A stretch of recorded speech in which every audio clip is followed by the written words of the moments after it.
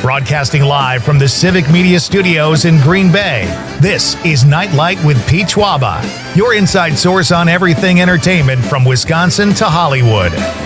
Whatever gets you through the night, it's all right. And now, a guy who still likes to build a fort, Pete Schwaba. Hey, welcome to Nite Lite. Oh, I got one last cough in there, Mr. Zommers. Hello, everybody. Hope you're having a great day. You made it. It's Friday evening. Most of you are probably just about to knock off right now or in the next hour or so. I'm just getting started, and I can't wait. I don't want the weekend to be here. As I've said before on this show, I have too much fun talking about all these great things in life that make us happy, like movies and comedy, TV, music, Wisconsin, you name it. I long for Monday. But for right now, I'm going to enjoy the next 3 hours, and I'm so glad you're here. Wherever you're joining us from in Wisconsin tonight, folks, let's make this a great evening. Gather the kids around the radio, and let's have some fun. Joining me again on the show is Mr. Aaron Zommers here in Green Bay. You made the trip. I did. This is the first time I've been to the Green Bay studio. How about that? And what do you think?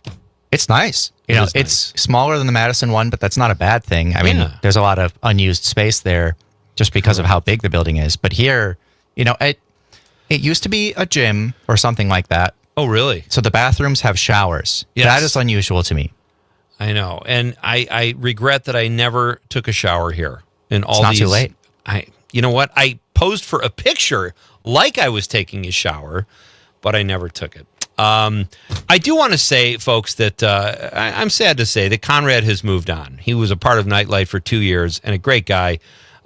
He is going to look for other opportunities, and he is no longer at Civic Media. And it was hard. I was going to say something yesterday, but I'm going to miss him, and I do wish him well. We're still in touch. I said he could use me as a reference. What do you think of that? I think that's probably, I think it depends on what kind of job he's going for. That's what I'll say. I know. And I told him I'd like, some cash, but I'll give him a good reference. He's a great guy. He will be missed. And yes, we have some changes coming to Nite Lite 2 that'll be interesting and a lot of fun, I think. So, but we will miss Conrad. He's a great guy, and we wish him well. And I'm sure we have not heard the last from the lovable producer, Conrad. So in the meantime, Aaron Zommers is here, and I've probably worked with you probably more than, aside from Conrad, any other producer. We're almost a team, buddy. I think so. I think you can say team adjacent at least. I'll say this. You, sir, you've got the shirt with a collar. You really kind of cleaned up to come up to Green Bay. Do we give off that vibe here that we're that formal? It's a fancy place. I just, I wanted to be ready for anything, or at least anything that requires a collared shirt. Not like all those granolas down in Madison. You cleaned up to come up to Wisconsin or to Green Bay. So it's great to have you here, buddy. Thank you for sitting in again, and I guess you and I will be rolling through the next week, and that'll be fun. I always enjoy working with you, so should be a good time. Yes, it should. Is there anything you need to ask of me? Any information you need? I don't know. Not anything that I think you would be wanting to provide over the air. Like, the last 4 your social security number, things like the 3 numbers on the back of your mom's credit card. You got it. My PIN number is just 1234. I don't think anybody's ever going to penetrate that wall of security. But hey, fun show tonight, folks. It's a good thing you're here. We are packed with guests aplenty, and I'll fill you in on who is going to be on the show. We're going to talk a little Super Bowl tonight because this is our last show before the Super Bowl. And we'll talk the Olympics, opening night of the Olympics. Aaron, are you going to watch? I am. Well, I guess, what time does that start? I don't know. Well, we can't watch the opening ceremony live because that's during this show, right? I thought it was, you might be right. I'm not sure. I do like the opening ceremonies, but it's not like I watch the whole thing. I typically catch tidbits of it on highlights afterwards. That's how I like to watch it. I don't think I could sit through the whole thing, which is pretty sad, I realize. But you've got opening night ceremonies of the Olympics tonight. We're going to do our Wisconsin Olympic Athletes Spotlight, our last one we'll do it in the next segment. And we got a good one, another biathlete. We're well represented in the biathlete category. Do you know what that is? Events? Not really for winter. No. I didn't either until we started doing this. It's cross-country skiing and shooting a gun. Gotcha. I don't know if they stop when they shoot or just, I have no idea. It's a lot more impressive if they don't. It is. And it's a lot more, but you got the sticks, the ski poles, because cross-country skiers use those. Oh, yeah, they have to. Otherwise, you don't move. You're not going downhill. Yeah. But now you got to have those also be rifles and somehow manage the fact that you're shoving snow into the barrel every time you use it. I don't know. Maybe you can figure that out somehow. Maybe they should just change it to an Uzi. Maybe. You think? You just put it in the handle of the ski, so you're always ready, locked and loaded. Or you just use your legs and you go double Uzis and you just shoot while you're skiing. That's kind of there's a little less class in that than there is with the rifle and marksmanship. But we will be meeting our spotlighted Olympic athlete in just a few minutes. We've got news, sports, and weather at 5:30, folks, just about 20 minutes away. And we'll talk like I mentioned, some Super Bowl. We got a great question tonight. I was driving here tonight, Mr. Zommers, and I would say over the last couple of years, at least half of my first segments were filled with stories of driving down here with nut job idiot drivers, excluding myself. And but this guy, he had the pickup. It's always the guys in the pickup trucks too. There are plenty of wonderful people driving pickups, but this guy's a tailgater, and I'm going 75 in a 70. That's about my limit. Maybe sometimes I'll push it up to 76. And there's that area on 41 where 43 breaks off and you go south and another lane forms. Well, I stayed in the right lane, and this guy does that kind of angry pass where he guns it and his truck makes a ton of noise, and he goes around me, like guns it to like 90 and drives about 70 feet and then slows down again. Like he would have passed me anyway, but he had to gun it and make a big production to say, I'm going around you because I don't like how fast you're driving. What is it about people? What is the matter with people? Why does that have to be a macho move? Just drive around me. Yeah, I don't know. I think if anything, it shows that the world is getting to you easily. And, you have to take your anger out on the world. I don't get how that's manly. Be like, I am bothered by somebody driving slow so much that I have to drastically alter my behavior to cope. When you first said that, I thought you were talking about me. Oh, no. So anyway, whatever, it all worked out. I don't mess with people on the road. I never escalate. A guy could flip me off and whatever. I'm just like, all right, sir. Now, if I see him in a quick trip, I might give him a dirty look and give him some of the business, but not the car. No way. Too dangerous. Too dangerous. Not for me. And I've had some issues with cars that I will not. I've talked about on this show, some past road rage issues that I won't bore people with tonight because I've already talked about them. But let's keep moving here. It is great to have you guys here. Let's do the question of the night, Aaron, and then we will get to our guests. So here is the Nite Lite question of the night. Let's talk about the question. Okay, question. Question. Question. Pregunta. Question. Question. Hey, I have a question. Questions? This question. Domanda. Question. Question. Questions. What is your Super Bowl prediction? You can give a score. You could pick a winner. Or you could just predict something you think might happen. What is your Super Bowl prediction? That is tonight's question, folks. Kind of vague, so have fun with it. 855-752-4842, 855-75-CIVIC. Or you can text us on the app. The Civic Media app is very easy to use. Just go to civicmedia.us and do yourself a favor and download the Civic Media app so you can get in touch with all your favorite shows. If you're watching the radio tonight on the stream over Facebook, YouTube, or X, drop us a stream comment and I will read it on the radio. Love when you guys participate. And you said something about, are we having phone issues? Not really. We should be good. So we can take calls. All right. Yes. But text, call, whatever. We are always open here at Nite Lite, folks. Well, until 8 o'clock anyway. But it'd be great to hear from you. Let us know your Super Bowl predictions. I'm going to say the Seahawks are going to win. I don't know by how much. I'll say 10 points. Seahawks by 10. And a lot of people will turn off the halftime show because they're upset and they'll watch Kid Rock because somehow that's a better representation of family values than Bad Bunny. I don't understand. I don't either. I feel like also it's just going to be inferior. Oh, my God. From an artistic standpoint, Yeah. of course. But, well, he's got some bad songs. He really does. terrible things like pedophile themes. They're just awful. I don't know how. But you know what? He's from Michigan, and so is Ted Nugent. And Ted Nugent sang about the same stuff. So there you go. Oh, I almost did the 6-7 thing like this. All right, so let us know, folks. Be part of the show. Let us know your Super Bowl prediction. And without further ado, I think we need to get. Oh my God, I'm losing it, Aaron. Now I'm back in the studio. I did the show from home 2 nights in a row, and now I almost reintroduced the question of the night. What do you make of that? Let's talk about the question. No, I'm kidding. Well, you're worse than me. That would have been kind of funny, actually. Tonight, folks, after news, sports, and weather, which is just 14 minutes away, we've got Mike Clemens here, our sports authority here at Civic Media. He is at Radio Row in Santa Clara at the Super Bowl. I'm so excited to talk to him. And it's funny, Zombers, last night I texted Mike. I said, hey, you know, just making sure you're in for tomorrow. Hope you're having a blast on Radio Row, because I think that looks really exciting. And he's like, he's barely sleeping, and it's not all it's cracked up to It's be, because busy. he works so hard, you know. So I was like, oh yeah, I didn't really factor that in. I know during normal season, he's one of the last few people in the stadium because he wants to document every possible thing that somebody might say. Yes, and he's, you know, so great at it too.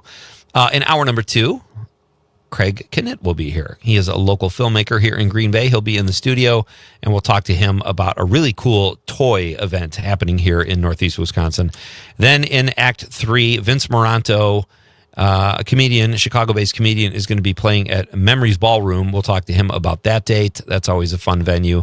And it is a bar band Friday night. Terry Barr will be here, ladies and gentlemen, bringing great, most excellent tunage and fun conversations. So there's your show right there, Aaron. I don't know how you can top that. What do you do, right? Should probably just go home. I guess I could, but You got a long drive. yeah, a little Are you bit. staying overnight? I am staying with my parents who are in Manitowoc, so it's like Oh, a okay. 45-minute drive maybe instead of like 2.5 hours. Yeah, that's not too bad. So what are you doing for the Super Bowl? Are you going to watch? Yeah, I know you're not a huge sports fan, but it's the Super Bowl has kind of become an event, right? I'm still going to watch it. You know, I still have to decide what I'm going to cook because I always try a new appetizer recipe. Last year, it was spinach and artichoke stuffed mushrooms. They turned out pretty well. Real? Oh, that's I don't know what I'm going to do this year, though. So I still got to figure that out and pick up ingredients. And then I think we're just staying at home. My roommates and I might have a couple of friends over. Nothing too crazy this time around. Okay.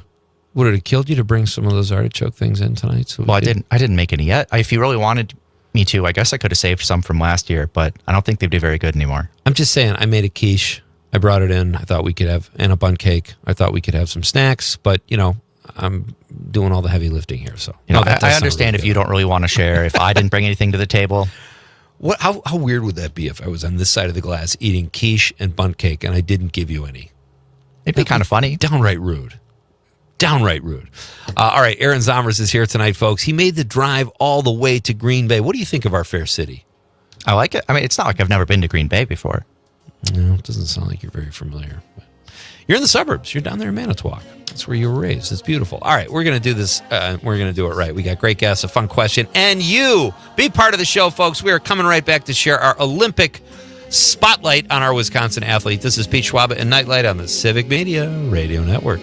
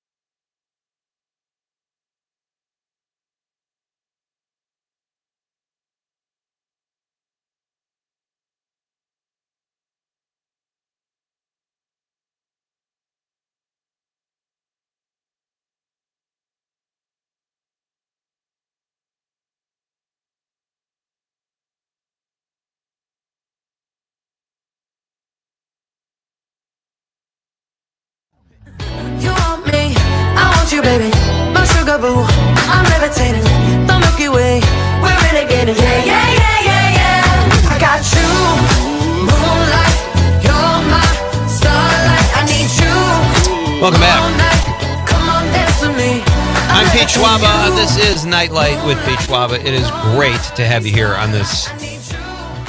I don't want to call it a festive Friday, but we got the Super Bowl. We got the Olympics kicking off tonight. There's some great movies opening up. Aaron Zomers is here. Always fun to work with Aaron. And we've got our Olympic spotlight. Should we do that, Aaron? Yeah, let's do it. Let's do it. All right. Tonight's. I should have probably looked into this a little more because Joanne Reed is from Wisconsin. She was born in Madison in 1992. She is our Olympic spotlight, our Wisconsinite Olympic spotlight athlete tonight. But I don't know how long she lived in Wisconsin, and I cannot seem to find that information. But this is her third Olympics. She is a biathlete, and she competed at the 2018 Winter Games and 2022 in China in the women's mass start, women's relay, women's pursuit, women's individual, and women's sprint. Is that all? Kind of an underachiever, really. I would say so. Check this out, Aaron. You'll love this. She is the daughter of Olympian Beth Hayden. Now, you're probably not old enough to remember. I remember Beth Hayden, and I remember Eric Hayden, who is her uncle. He got like 5 gold medals or something. So this is in her genes. She grew up in Palo Alto and skied cross country at the University of Colorado. And she competed in the biathlete world championships in 2017 and 2021. So born in Madison. That's all I can tell you. I don't know, like our other spotlights were a little more in depth, but I cannot find out because now she lives in Palo Alto. To the best of my knowledge. You never know if she's been to any Madison staples or if she was born in a layover at an airport there or something. Does she even know what jump around is? That's my question. So either way, though, she is a United States citizen, and they call her a Madison native. So, I mean, much like Mark Ruffalo is a Kenosha native. I don't think he stuck around that long. But they're still Wisconsinites, right? We can call them, we can make them our own. But, you know, folks, I think this is exciting because Wisconsin is well represented at this year's Olympics. And I think, you know, when we learn a little bit more about these people, it gives us something more to cheer for. I would say this is the lamest one I've done, though. Well, at least it's the last one. I nailed it in tonight. But good luck to Joanne Reed, Madison native. This is her third Olympics. That is a really impressive, and all those things she does, too. I can't even imagine. I've never been to the Olympics once as an athlete. Do you believe that? No, actually, I thought, weren't you really good at basketball or something? I was a really... I know you at least played it. Listen, when I was in high school, I was the all-time pregame leading scorer. Like the layup line, I can track all that stuff. And my record still stands today at Marinette Catholic Central High School. Does anybody else track it?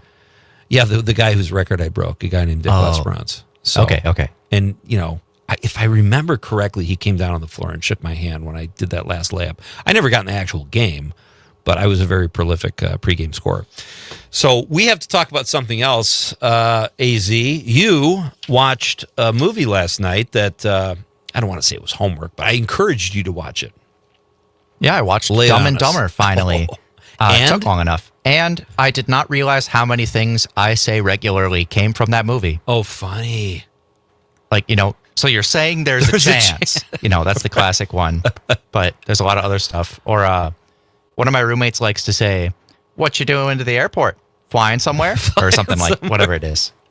And you thought they were just making that up. Like it was an ad lib. I know, but I didn't know what it was. But it still works. Even if you don't know the context or hadn't seen the movie. It's still just a goofy thing to say. Funny throwaway line, yeah. We've got, we'll talk a little bit about the Super Bowl tonight as the show goes on, folks. But our question of the night is, what is your Super Bowl prediction? You can give us a score. You can give us a prediction of just who will win. Keep it vague. Or if something you think will happen during the halftime show. There's a comedian from Appleton, John Egan, who's been on the show. Very funny guy. And last year, I cracked up because it was Kendrick last year during the halftime show. And I knew there was a certain segment of the population that was going to be very upset with the Super Bowl halftime show. So I immediately took to Facebook to find out the comments. And the first one I see is from John Egan. And all he said was, no one cares that you didn't like that. Yeah. Not wrong. And it's true. I'm not a huge hip hop fan. I'm not a huge country fan. But I'm not going to leave the room or go on, social media and say, I hated Morgan Wallen's performance. What a waste of energy that is.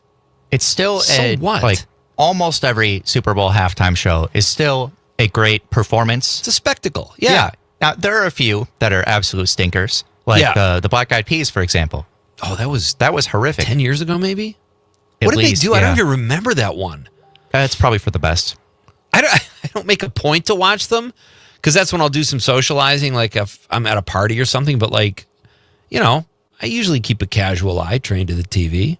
I always watch them very closely, just being, I'm a musician, and it's a lot of fun to see what people come up with and the different crazy choreography or stage things, like with Rihanna last year before. There were it looked like a Super Smash Bros. Stage, just the flat platforms. Right. That's awesome. So we've got news, sports, and weather coming up in just a couple minutes, folks. Then Mike Clemens will be here. Going to be a lot of fun. In hour number 2, I'm going to tell you where people are pushing their money toward prop bets. So we'll do that. And I'm going to tell you what Americans who don't plan to watch the Super Bowl do. You got a guess? Drugs. That's got to be on the list. It's got to be. We'll cover that in hour number 2. Mike Clemens is coming up after news, sports, and weather. I'm so glad you're here, folks. Let us know your Super Bowl prediction. That's tonight's question of the night. Let's do this. Let's go. Pete Schwaba, Nite Lite, Civic Media Radio Network.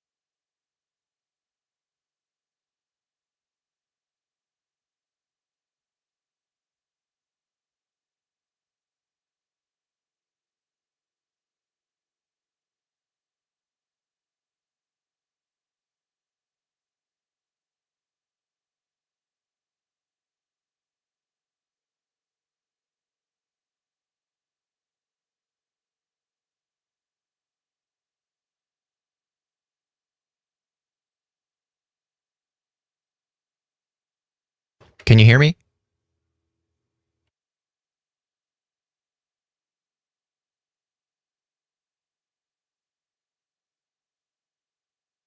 Can you now?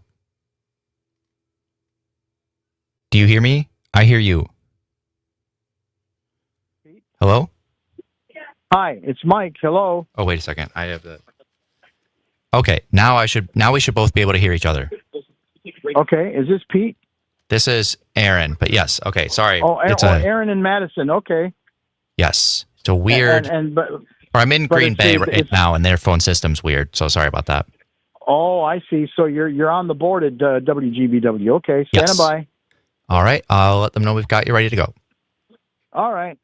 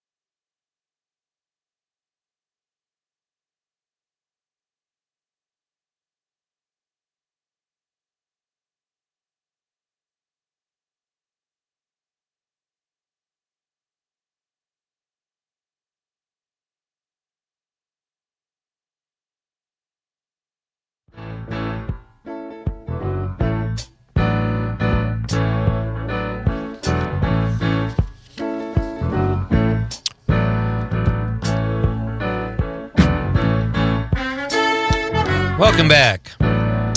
This is Pete Schwaba and Nite Lite, a Friday edition, our favorite edition.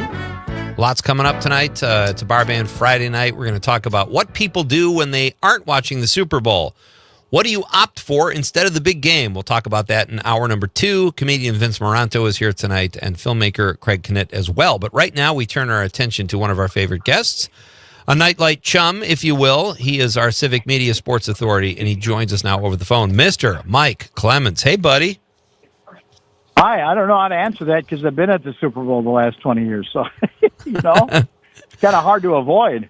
Yeah, well, that's true. But we talked about this last night. I texted you just to make sure you were still on board, and I'm so envious you're on Radio Row, but you said it's not all it's cracked up to be, more or less. Like, not that you didn't appreciate it, but it's a ton of work.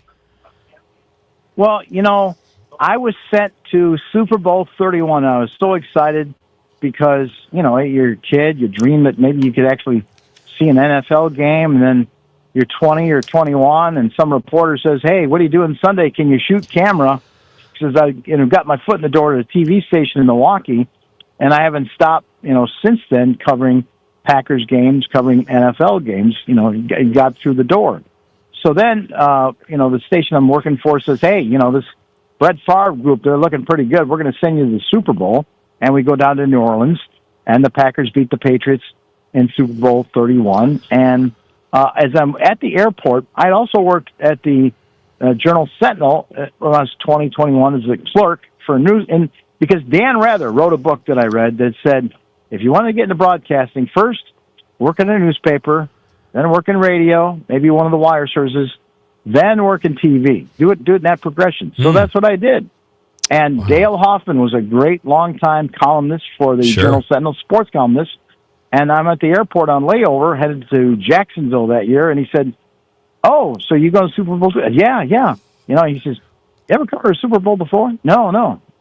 Yeah, it's a grind. You're going to find out. And he was absolutely right, because you land, you wait in line to get through security, and you get your credentials, you get up at 4:30 or 5, you get on a media bus, they're checking that with mirrors for bombs and stuff, and you go from one team to another press conference to this place, and then you lug your equipment around, you go upstairs to like a little newsroom, and then you go down the floor where there's these former players and personalities, people in movies and whatever, and so it's one of the biggest events of the year, and people are here to try and set it. The thing that we've noticed this week, people saying, well, people aren't talking about the game much this week between the Patriots and the Seahawks. And I said, I'll tell you why. The social media thing, the podcasting has changed that from the standpoint of more people are talking more about the halftime show and the commercials than the game this week. But you know what? That's where the dollars are coming from. Right. Okay? The ratings. And, it's the Super Bowl show, if you will, on Sunday at 5:30 on NBC and Peacock and wherever else you can stream it, is more about the show. And oh, by the way, there's a football game in between. Right. But this is how they've been just shattering ratings records, 120, 130, 140 million each year, because it's the advertisers that are paying for this, and they don't care who's watching it, just as long as you got as many people on the planet watching the game.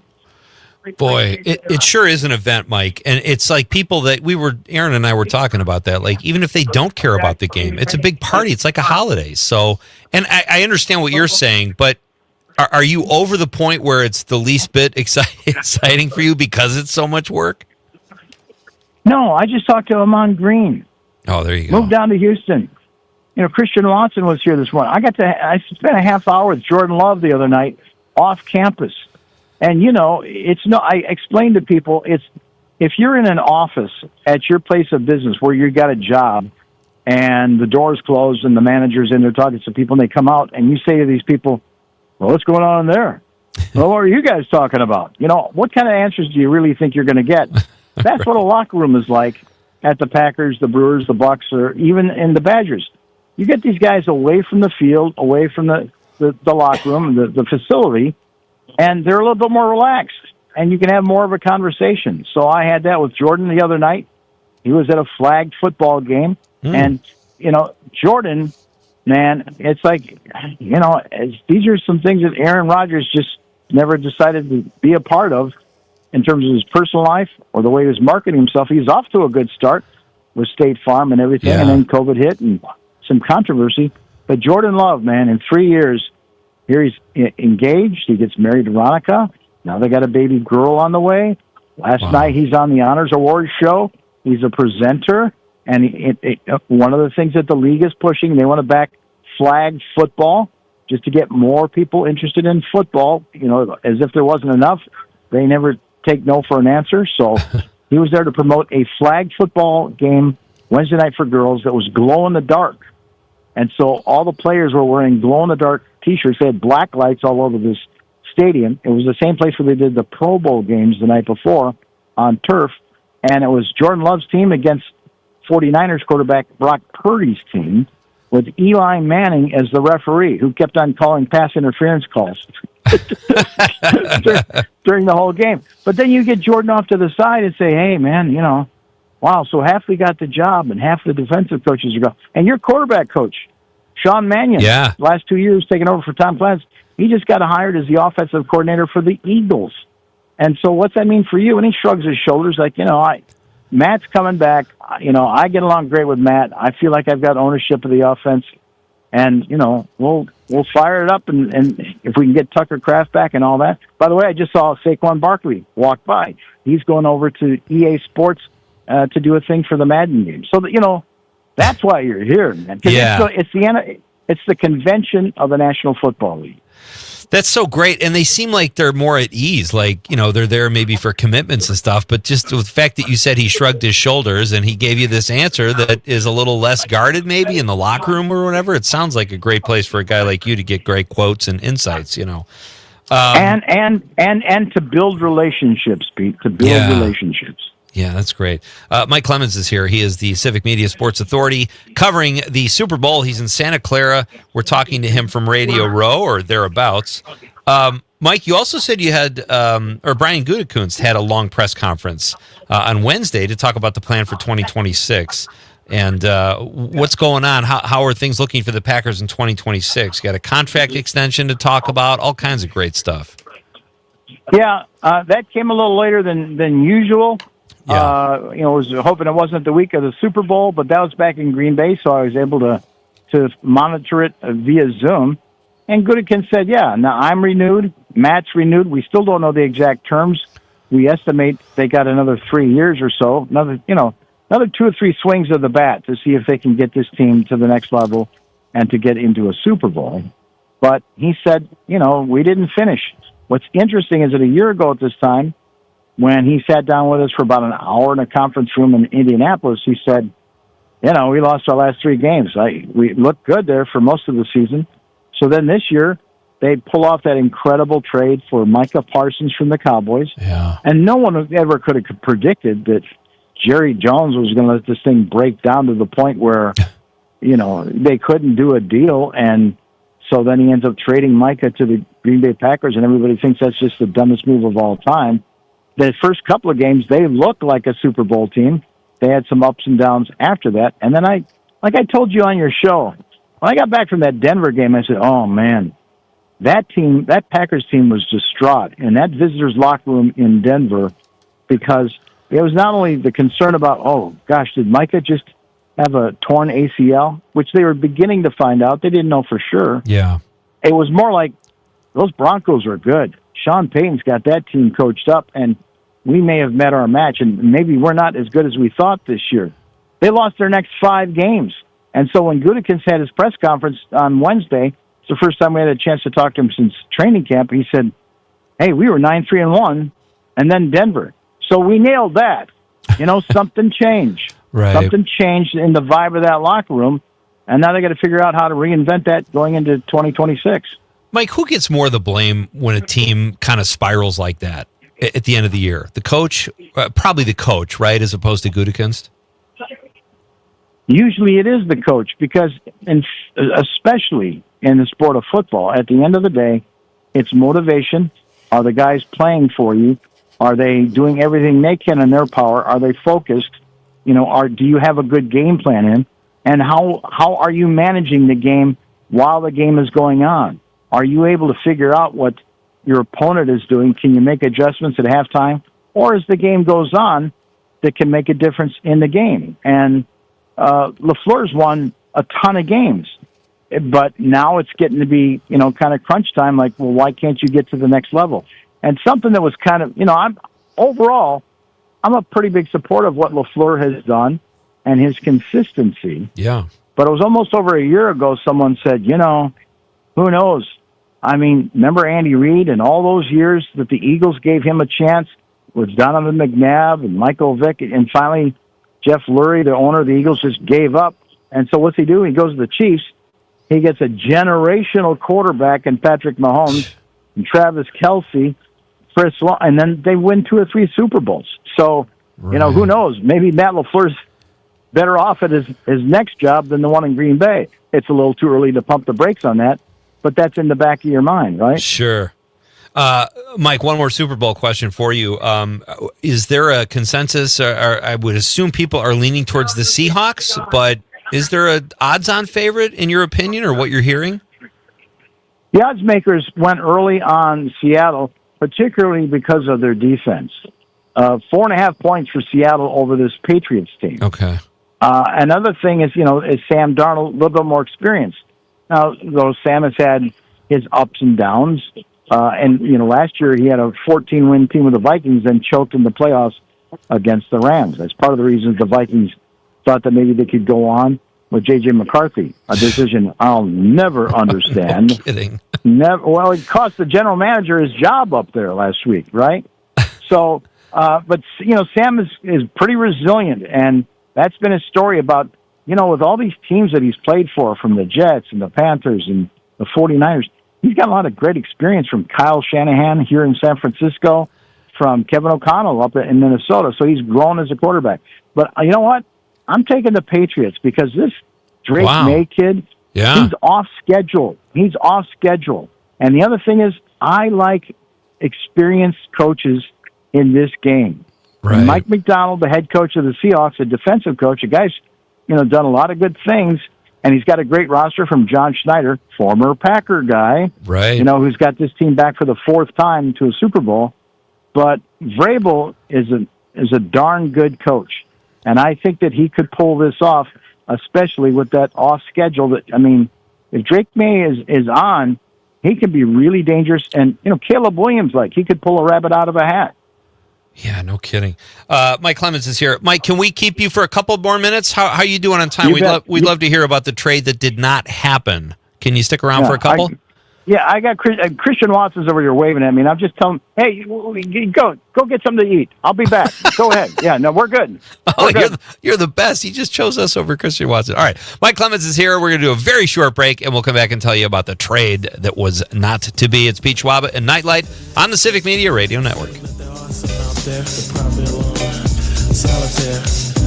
I can remember when I caught up with a pastime intimate friend. She said, but you're probably gonna say I look lovely, but you probably don't think nothing of me. She was right though, I can't lie. She's just one of those corners of my mind, and I just put it right back with the rest. That's the way it goes. Like, baby, you send me out.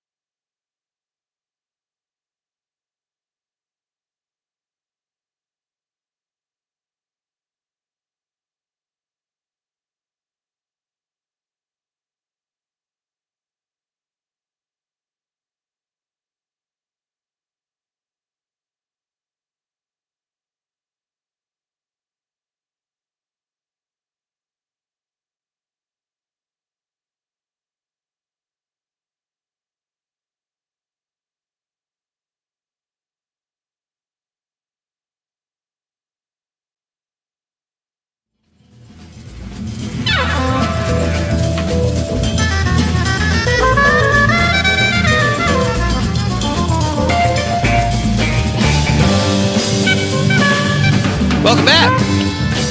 All right, let's. Our question of the night, folks, is what are your Super Bowl predictions? You can give us a score. You can give us just a winner. You can predict something you think might happen. Halftime show related, opening ceremonies, whatever. Celebrity sightings, whatever you think. Let us know. Be part of the show. Right now, we are going to get back to our guest, Mike Clemens, who covers sports here at Civic Media. He is on the phone with us at the Super Bowl, unless he got dragged away by an NFL celebrity. Mike, it's great to have you. Thank you, pal. Yeah. Hey, so let's. I know you don't have that much time, but what do you make of the Bucks not trading Giannis? I kind of see both sides, but you kind of need fan favorites too, don't you? Well, some of the media, it's like the sports talk guys, and that's, now they're trying to push back on ESPN, saying, "See, you just made this story up for months." I'm telling you, there's a little bit of everything going on. And it's this. Jim Orzarski covers. Jim, I used to work alongside covering Packers. Now he covers the Bucks full time. He's put out 2 tremendous columns at the Milwaukee Journal-Sentinel. Where about 10 days ago he said, "Hey, wait a minute. So this new ownership comes in. They buy the team from Herb Cole, who says, 'I'll sell it, but you got to keep it in Wisconsin.' And they hire Peter Fagan as president, and he says, 'We're going to build a new arena.' They did. Five-serve form. Yeah. 'We're going to build a Deer District with hotels and bars.' They did. And we're going to win a championship. And they did. What's happened the last 4 years? And one of your partners, Mark Lashley, left a couple of years ago. And there just seems to be a little confusion. And to add to that, Peter Fagan suddenly steps down as president. No reason really given. And Jimmy Haslam, who's now your co-owner, is a part of the Bucks structure. Jimmy is the owner of the Cleveland Browns, perhaps the most dysfunctional professional team in North America. So you wonder if this is part of the problem, okay? Yeah. And in the meantime, you've got Giannis then, who gives the Milwaukee Journal-Sentinel this great one-on-one and says, "Look, I love Milwaukee. I grew up here. My children are growing up here. My father is buried here.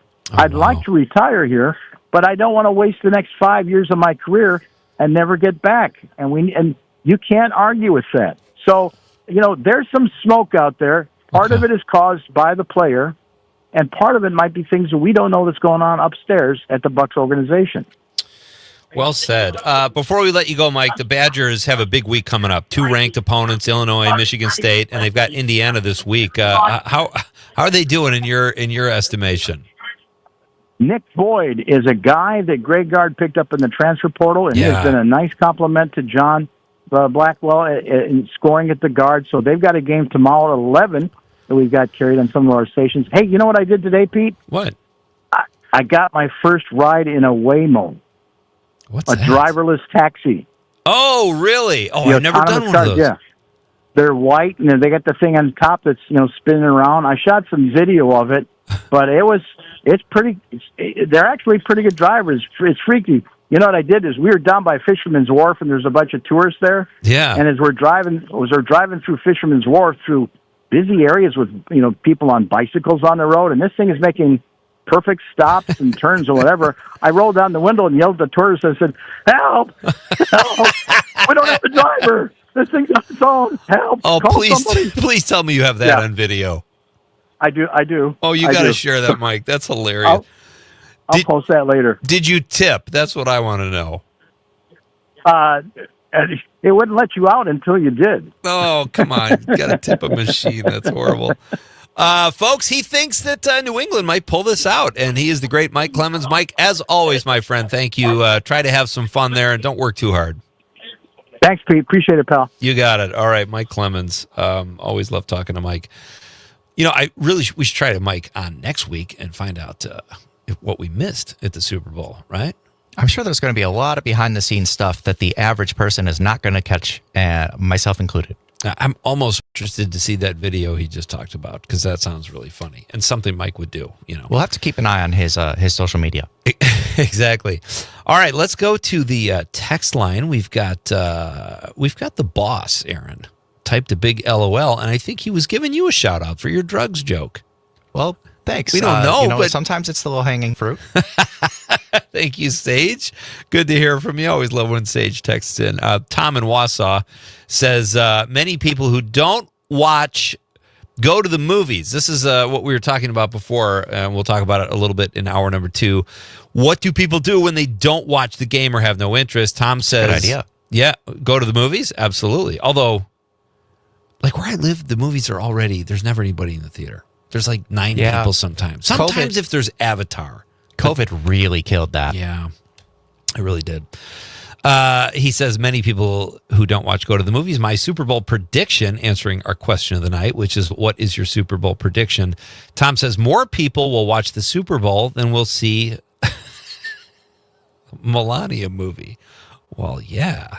I mean, yeah, the Super Bowl's probably going to break records. The Melania movie, I mean, I guess it might break records in terms of, losses suffered from a movie's budget. Well, to be fair to our First Lady, she broke a record. I don't know if she broke a record along with the help of Jeff Bezos, but that was one of the most privately funded documentaries ever. I don't know if it was the actual most expensive, but it's pretty crazy what they dropped on that movie. And I'm sure a lot of it was salary to her or her husband, because you don't need documentaries or Brett Ratner for that matter. So anyway, but we'll do all that. Hey, Act 2 is coming up next, folks, and we've got some text we'll get to. We're going to tell you what people who aren't going to watch the big game are going to do. That's a big deal, and maybe some prop betting. We got a lot to talk about. The big game is coming up on Sunday, and coming up next hour, Craig Knitt, local filmmaker. Great to have you here, folks. Aaron Zommer's riding shotgun. This is Pete Schwaba and Nite Lite. I'm coming home, baby. Your time. Give it to me now.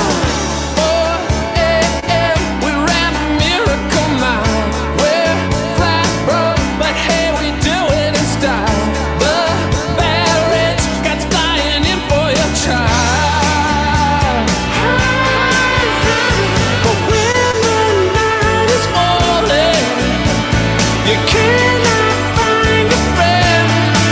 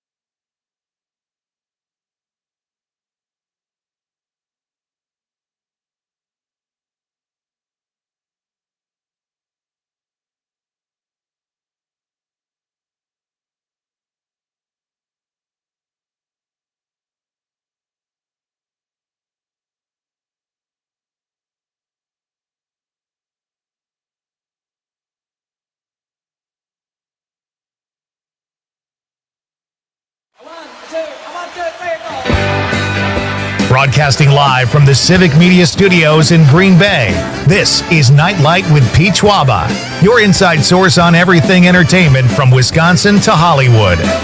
Whatever gets you through the night, it's alright. And now, a guy who likes to talk trash, but only when he's at the dump, Pete Schwaba. Welcome back, ladies and gentlemen. This is Nite Lite with Pete Schwaba, and it is outstanding that we are together tonight talking about really fun stuff with some great guests, a fun question. Mr. Aaron Zommer's on the other side of the glass. How's it going, buddy? Good to be here. And also another thing about Dumb and Dumber, which you and some of the listeners. I was going to go back to that, actually. Recommended that I watch last night. Yeah. I finally did. You said that one of your favorite scenes is when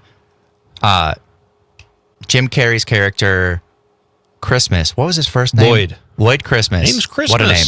Lloyd Christmas. Yes, that's right. When he's imagining himself in the future in the relationship, and he's imagining himself, you described it as he thinks he's charming, but as a dumb guy would think they're charming. And that is very accurate. That's exactly what it is. And I loved it as well. That's probably one of the best parts. It's consistent, and it's just great writing because the Farrelly brothers, I mean, that's what they do, and it's great writing because you're right, and I mean, I know you're just echoing what I said, but that's how he would picture himself being charming, lighting his gas on fire, throwing popcorn in his face, doing the hey, what's this, and then looking up, and I mean, it's gorgeous.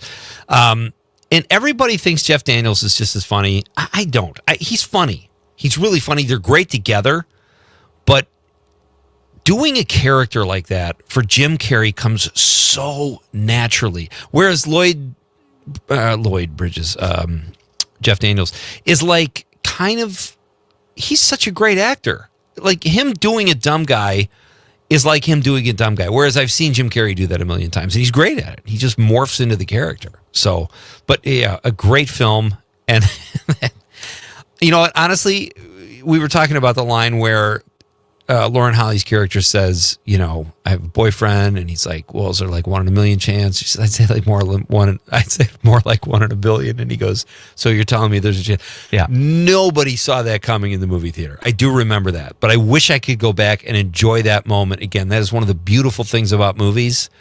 And I wish I could go back and just laugh with a whole community again about that line. It's so beautiful. There are a few of those in the movie where you think one of them is about to say something, and then they just do the complete opposite, or like, you know, the exact same thing that happens at the end where they do it twice in a row. Yeah. And I love the one where they go to in the tuxedos that are very, you know, kind of outlandish to say the least. Yeah. And the guy says, gentlemen, this is a $500 a plate dinner. Good night. Like he doesn't even give them a chance to say we have that kind of money. He just knows that they don't. So yeah, there's so many great moments in that movie. And, I think the first time I saw it, I was very jaded. I was like, I don't know, probably 25. And I was like, I know comedy, you know. And 5 years later, I'm like, why wasn't I laughed at it, but it was on the list of one of my favorite comedies ever, you know? It's stupid, and that's okay. Stupid, but to write stupid properly, you have to be clever. You can't, true. You know, true. Stupid can't write stupid. It takes a clever person to write something stupid. And you know what they call that, Aaron? Promo. I think so. Aaron Zommer's along for the ride tonight. Always fun to work with Aaron. If you missed hour number 1, we talked to Mike Clemens, our Civic Media Sports Authority. Follow him on X at Mike Clemens NFL. He does such great work here at Civic Media, and he's just the guy in the know. We always love having him on the show. So if you missed that and you want to hear what kind of experience Mike is having at Radio Row out in Santa Clara, go to civicmedia.us and download the podcast. So we will have more from Mike probably next week. We'll try to get a roundup of what the Super Bowl was like for Mike. It sounds like he is not having, I mean, it's work for him. That's what he does, but it sounds like he is not getting much sleep, and I'm sure he'll crash probably for like a week when he gets back. But we also talked about, our question of the night. Should we just reintroduce it? Should we go crazy here and play the catchy jingle? All right, here's the Nite Lite question of the night. Let's talk about the question. Okay, question. Question. Pregunta. Question. Question. Okay, I have a question. Questions? This question. Domanda. Question. Questions? What is your Super Bowl prediction? 855-752-4842, 855-75-CIVIC. You can also text us on the app, or if you're watching the radio on the stream at YouTube, Facebook, or X, send us a stream comment and we'll read it on the radio. My prediction, I'm picking the Seahawks to win by 10, and I think there's going to be outrage over something Bad Bunny does that does not deserve outrage. Those are my predictions. I think the second one, that is definitely going to happen. Yeah. My prediction, I don't think this is going to happen, but I wish it would. I really want the score to be something terrible like 0-1 and have the Seahawks win with 1 point. Now I know you're not a huge sports fan. It can't be 1-0. Okay, well, it could be 3-0. 2-0 is as low as they can go. All right. 2 or 3 to nothing. We have a new promo, I think. Yeah, that would be fun because people would be furious. They would. And it would be such misplaced because nobody cares. The only people that care about this game, I think, outside of bettors, are Seahawks fans and Patriots fans. No one else cares. I don't care. I'm going to hang out with people. I'm going to eat some bad food, and it's going to be fun. And I really don't care who wins. The thing about it being a low-scoring game is that, I agree with you. That's what I'm going to do, too. But my roommates get very invested in sports. Oh, yeah. And so if it ends up being 2-0, they will be all over the place, and that'll be just as much fun to watch as the game. There's probably a bet available for somebody to make a bet like that, though, in a 2-point game. And someone will make a lot of money if that happens. So that's our question of the night, folks. Let us know your Super Bowl predictions. I say Bad Bunny will do something that's not really anger-worthy, but people will get angry, and I'm picking the Seahawks by 10. Michael in Madison has a prediction that Green Day gets censored and I eat too much cheese. Good predictions. And also, he asks, can you confirm or disconfirm that the truck from your earlier anecdote was in fact a Dodge Ram? The one who was tailgating and then zipped past you. You know what? It's interesting because that's so weird. Michael, thank you for the text. I know exactly what it was. It was a Ford because it had a weird look like, I can always identify. I'm not really a pickup guy, but if I could afford one right now, I would probably get like a Toyota Tacoma because sometimes I need a pickup truck. So I love the look of them. And this truck kind of looked like a Toyota. So I did look, Michael, and it was a Ford. So there you go. And why do you ask? Follow-up question, Michael. Michael also said, extended his wishes to Conrad, wishing him the best, as do we, Michael. Thank you, sir. That was great. He says, but Zoms is 10 out of 10. You make a great team. Thank you very much, Michael. Great to hear from you. And thank you for the text. And who sent? Oh, that was Michael sent the truck. Get out of my way. Speaking of Conrad. Yeah. He comments on Facebook and shares his prediction. Oh, this is right up his alley. Conrad's a sports dude. See, he is probably just right with this. Why isn't that coming up on my Facebook? What did he say? I don't know, but he says the Seahawks winning 24-17 is his prediction. All right, I'm making a note of that, Con Man. Keep working on your bench press, but he was almost at 300, which is impressive. Was he really? That is impressive. Well, that's what he said. Okay, all right. I'm going to bird dog him to the gym one of these days.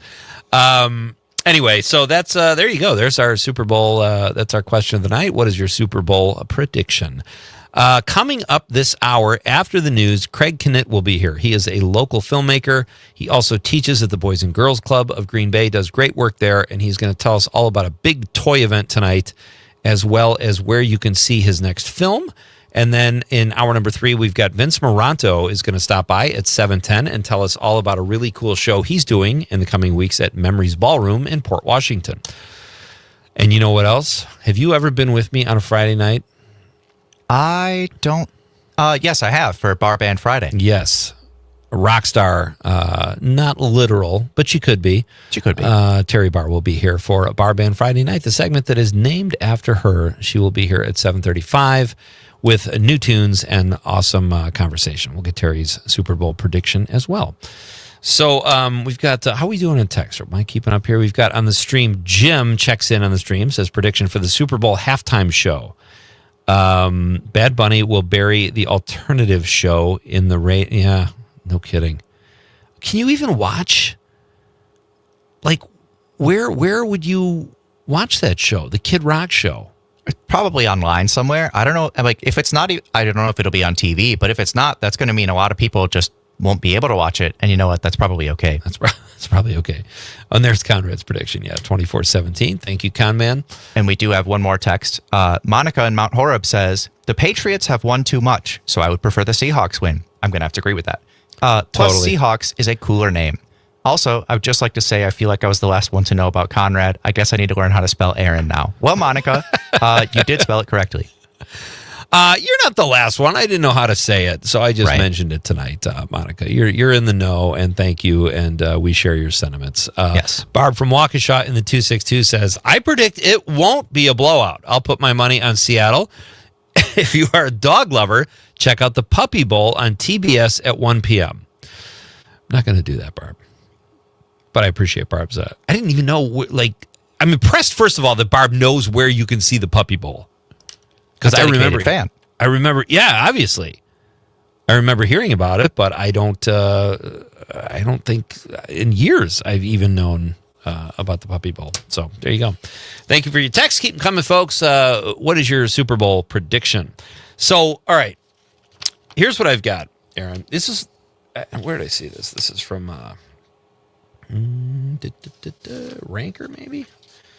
I don't know where I saw this, but anyway, it's Americans who don't plan to watch the Super Bowl. What you doing? Did you weigh in on this earlier? Well, I just said drugs. Of course. Drugs, which is probably, in fairness, there might be people watching the Super Bowl doing drugs as well. But someone asked the internet, Americans who don't watch the Super Bowl, what will you do instead? Number one, go to the gym and hope nobody else is there. Interesting. It's a good idea.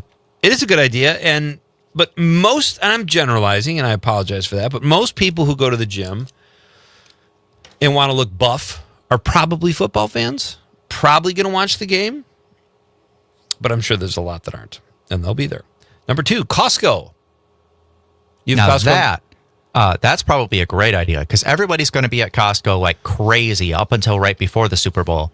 And just wait maybe 30 minutes and go, and you'll probably have the pick of the litter. I mean, well, whatever's left. Whatever's left, yeah. It's going to be hand-me-downs. Number three, it's a great time to go to Trader Joe's. It's the only time it isn't completely packed. Okay, that's fair. Number four, get a dinner reservation at one of the hardest spots around. We don't have that problem in Marinette. I imagine there probably aren't a lot of places that you need reservations. It's not known for fine dining. There are a few nice spots, though, and and a couple good fine dining places, a couple good supper clubs. But that's a great one, and that's one I would consider doing. And then go home and catch the second half. Number five, my husband and I always have our Valentine's date on Super Bowl Saturday. The fancy restaurants that don't have TVs are usually dead, so we get great service and don't feel rushed. So her husband doesn't care about the game. She doesn't care about the game. There was a comedian named Ed Driscoll. I never even met him, but he had one of the great lines. He said, my wife is not the boss. If I want to call her from the mall and find out the score of the Super Bowl, I'm going to. And I love that. We're coming back to read more texts and talk about what people who don't care about the game are watching. This is Pete Schwaba and Nite Lite on the Civic Media Radio Network.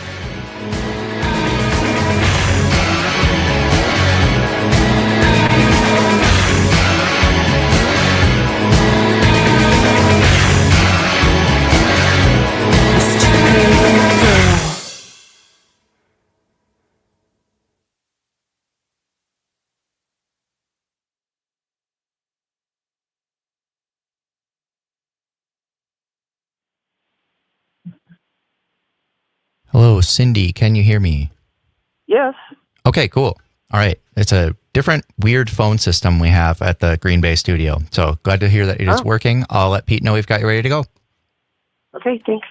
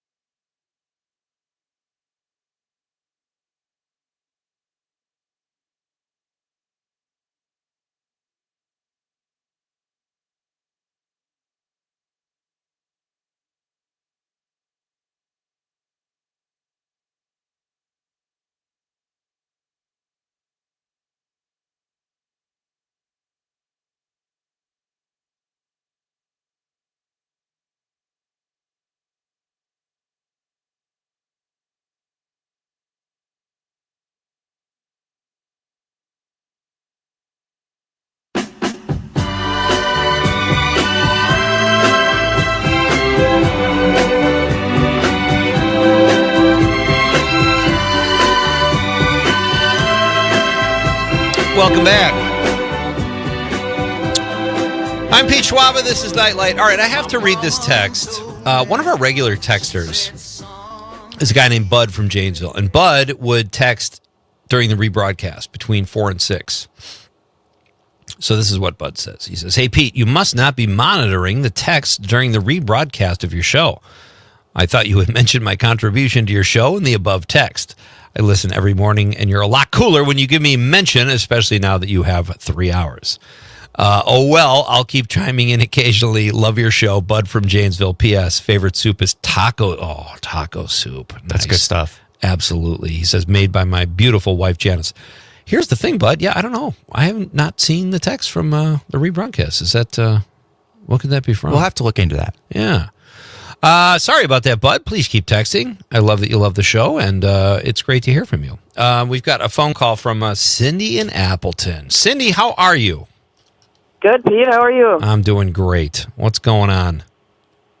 Well, I don't go there very often. Once in a while I do. But I think a laundromat would be a great place to go during Super Bowl because there won't be anybody there. That's a great idea. You know what, Cindy? That's such a good suggestion. I think I'm going to dirty up some clothes before Sunday just so I can go to the laundromat. Yeah, I'm probably not going to watch much of the game. I might see the halftime show and try to catch a couple commercials. But I'm actually coming down to Milwaukee for an event with Ilham Armour, I believe. Oh. How she pronounces the name. Okay. Anyway, there's a big event down there at one of the schools, so I'm going down for that. So by the time I get home, I'll probably be kind of wiped out anyway. So. Yeah. No, it sounds like it. Whatever you do, if you go to that event or the laundromat, it wouldn't kill you to bring some Super Bowl snacks, though, Cindy. Yeah, that's probably true. Have a great night. Thank you for the call, my friend. You too. Thanks. All right. We've got Carol. Tony the trucker. Pete, not much interest in the game. Going to put a couple pork shoulders in the smoker and bake a pie. He's either a meat connoisseur or a serial killer. That sounded a little dangerous. Put Perhaps a couple both. pork shoulders in the smoker and bake a pie. I predict I will eat too much and fall asleep before halftime. Tony, that's a good night. I hope you do, buddy. Great to hear from you. Carol from Madison says, in the 608 says, the alternative halftime show is being broadcast on the Trinity Broadcasting Network. Oh, there you go. So if you want to watch, oh my God, if you want to watch Kid Rock's horrible lyrics and horrible things he sings about with children, go to the Christian channel. Wow. TBN has taken a turn. I would say so. Thank you, Carol, for the update. The Trinity Broadcasting Network. So, all right, here's another thing, Zombers. So, number 6, we were talking about before the break, things people are going to do if they aren't interested in the game.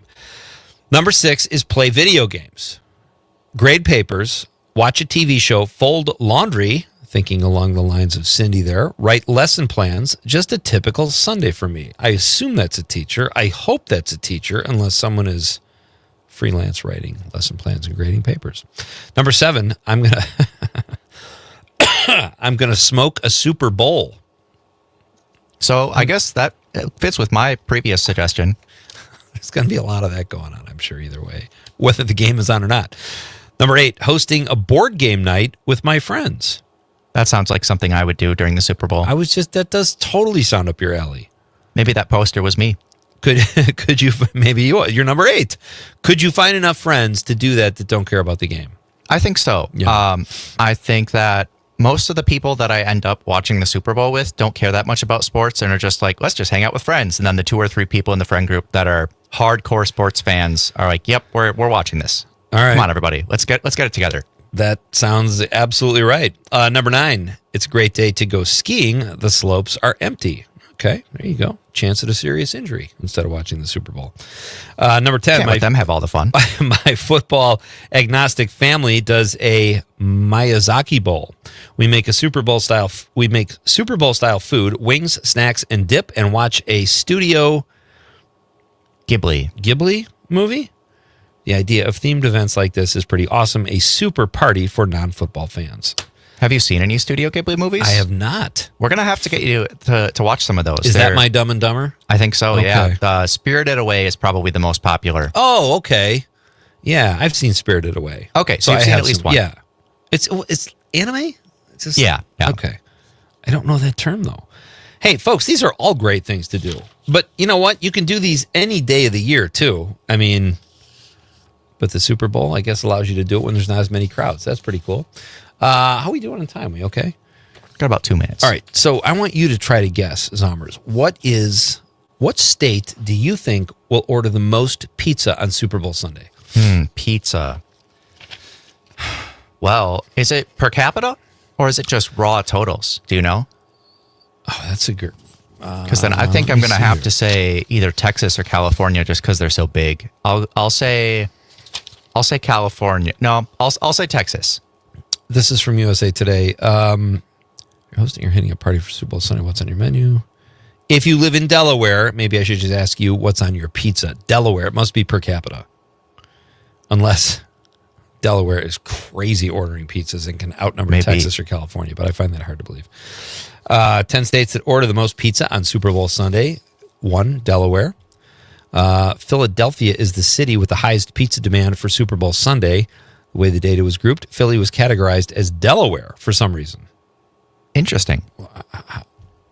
I mean, if you're putting something like this together, don't you do it a little more with care? I mean, this is... You think so? Philly was the Maybe number one... AI. Maybe. And that is an argument to stick with the real humans. Philly was the number one pizza city for Super Bowl in each of the past 8 years. We will roll a few more of these out throughout the course of the show. Wisconsin's not on the list, though, by the way. We did not make the top 10. It's because we're the frozen pizza capital of the world, so everybody's already got their own. Is that true? No. It's almost true. We're like number 2. But I watched a video on it a while ago. If you said that, no one would ever... It'd be like, oh, cool. They are mostly made here just because our state has the infrastructure with all the great cheese and all that. So, and all the ovens, right? Of course. And all the sausage. All right, folks. News, sports, and weather is next when we come back. Craig Knitt will be here and tell us about a really cool toy event here in Green Bay. Great to have you with me. Pete Schwaba and Nite Lite on the Civic Media Radio Network.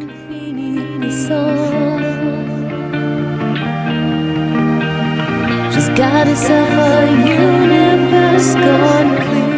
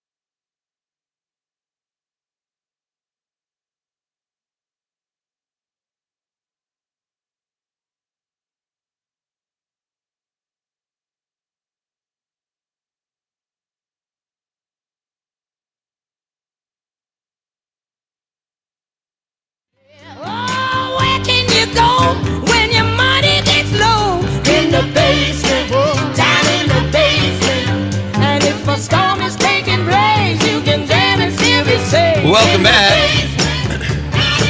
The best place to party is in the basement. Sommers, that's probably a big Manitowoc thing too, right? People have their basement bar. Yeah. Oh, absolutely. That's whenever I go back to Manitowoc, one of the places I always hit up. My friend Dan has a very good bar. It's not in his basement, only because he doesn't have one. But if he did, that's where it would be. It feels like a basement bar in spirit. It's better if you get drunk in a basement bar. At least you're walking upstairs to end the night, not down. And I think that could be less risk of injury. Exactly.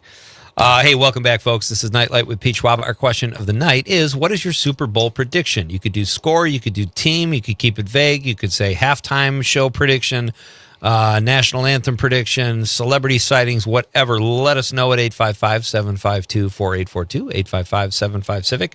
You can also text us on the app, or if you're watching the radio on YouTube, Facebook, or X, drop us a stream comment, and we'll read it on the radio. Be part of the show. All right, coming up next, folks, my guest in studio. I've had this guy on several times. He's a really talented Green Bay filmmaker. Dang. And, it's you, Craig. I'm sorry. I started down that road. Somebody else. Yeah, damn, I forgot who my guest was.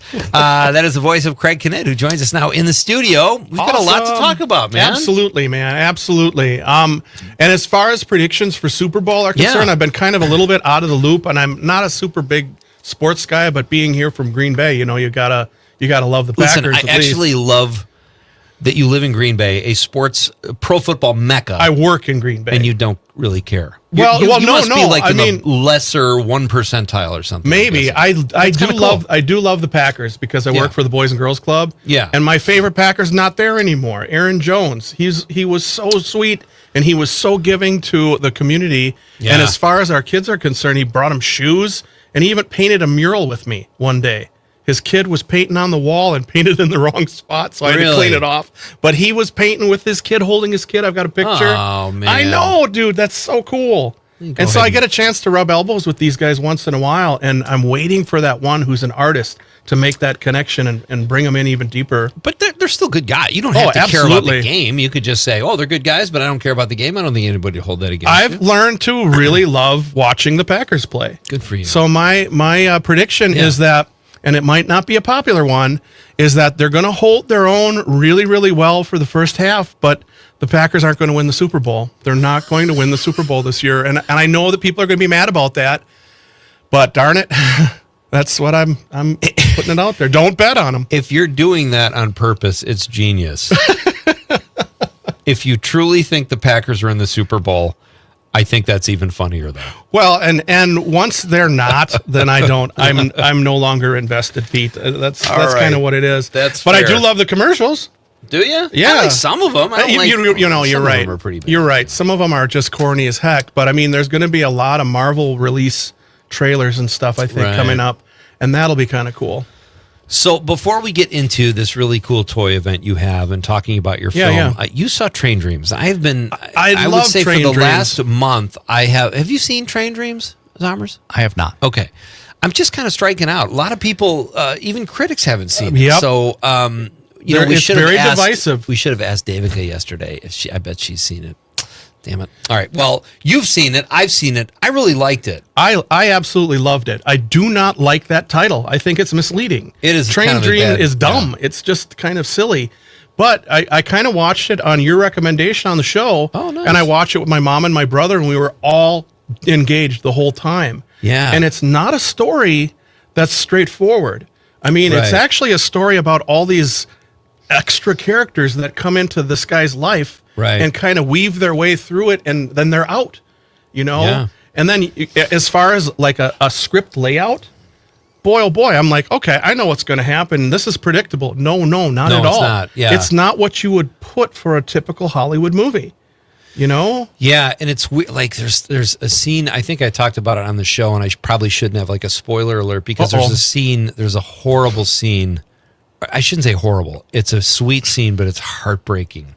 About 3/4 or toward the end of the film involving his daughter. But you're right. The title, I hadn't really considered that. Train Dreams. He did work on the railroad. Yeah. But I mean, he was also a lumberjack. It could have been Lumberjack Tales, And no, that doesn't track. No, that doesn't work either.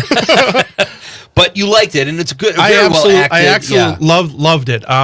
And again, because it wasn't your typical story. Yeah. It wasn't laid out like we've always seen all these other stories.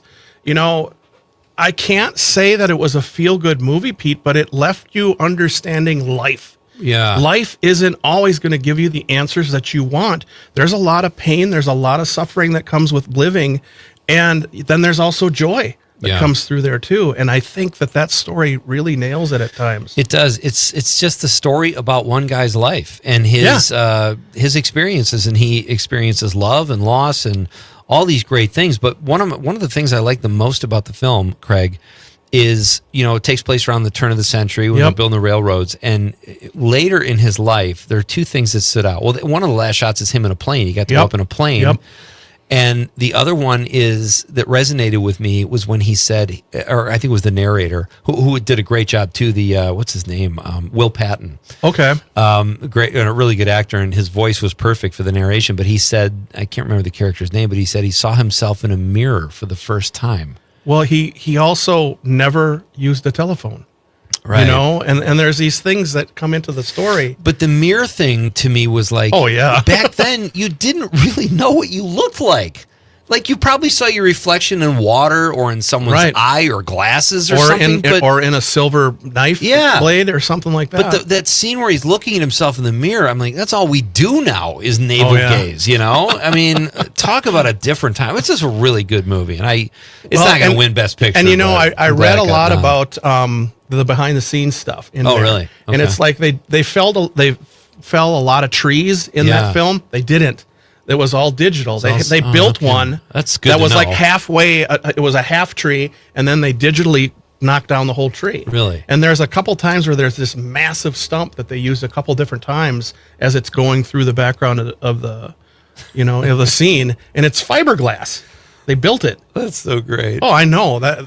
There's certain things in life that I just like. I had this neighbor. He passed away last year. John Corwin, more than a neighbor, a dear family friend, more like family. He loved watching people do things that were like labor involved. Like when you take a shredder or a splitter to a stump.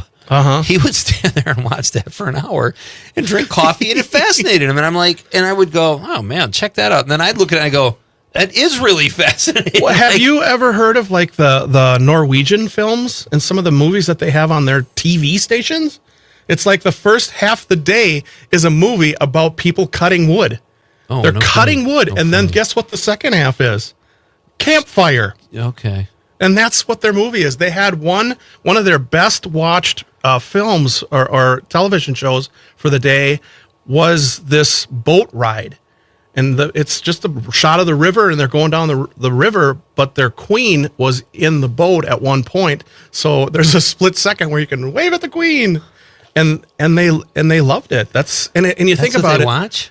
Well, not everybody, I'm sure, but there's just a pacing that comes with that lifestyle. And maybe we do need to invade Greenland. I don't know. That's oh Lord, that's all the time I have today. That is interesting. Yeah, I don't. Well, and I watched a whole program on just the mindset behind some of these Finnish films, and it was just absolutely fascinating because our pacing is so fast in American movies now, right? And it's like bam, bam, bam, bam, bam. Yeah. And there's some movies that I watch when I'm going 1001, 1002, and it's a new scene already. It's a new shot, And these movies just kind of linger. Yeah. And they actually, if you watch some of their TV series too, they're slower. Right. And I'm thinking like the woman with a tattoo or with the dragon tattoo. Oh, the girl with the dragon tattoo. Yeah, some of those are really slower paced and I love that. Really it's involved. So rare now. Yeah. They breathe. Yeah. Yeah. My guest is Craig Kinnett. He is a Green Bay-based filmmaker and does tremendous work at the Green Bay Boys and Girls Club. Yeah. Let's get to it, bud, because the clock's ticking, man. You got a lot going on. Should we start with the toy drive? Yeah. Well, it's not really a toy drive, Pete. Here's a card. It's a toy show. It's a comic and toy show coming up in at the casino this weekend. So like tomorrow. From 10 until, what does it say there, 5? 10 to 5, $7 entry. I got red flags all over that crap. Well, and if you got that card, you can get in for $2 cheaper. You're not driving back tonight, are you? I am driving back tonight, but you can have that card. Zommers, I was going to give him the card. Oh, dude, yeah. It's QuadCon. I love this. Well, and I mean anything that you were excited about as a kid. I mean, it's gonna be there. And for me, it's comics. I love comics. I love old comics. Guy.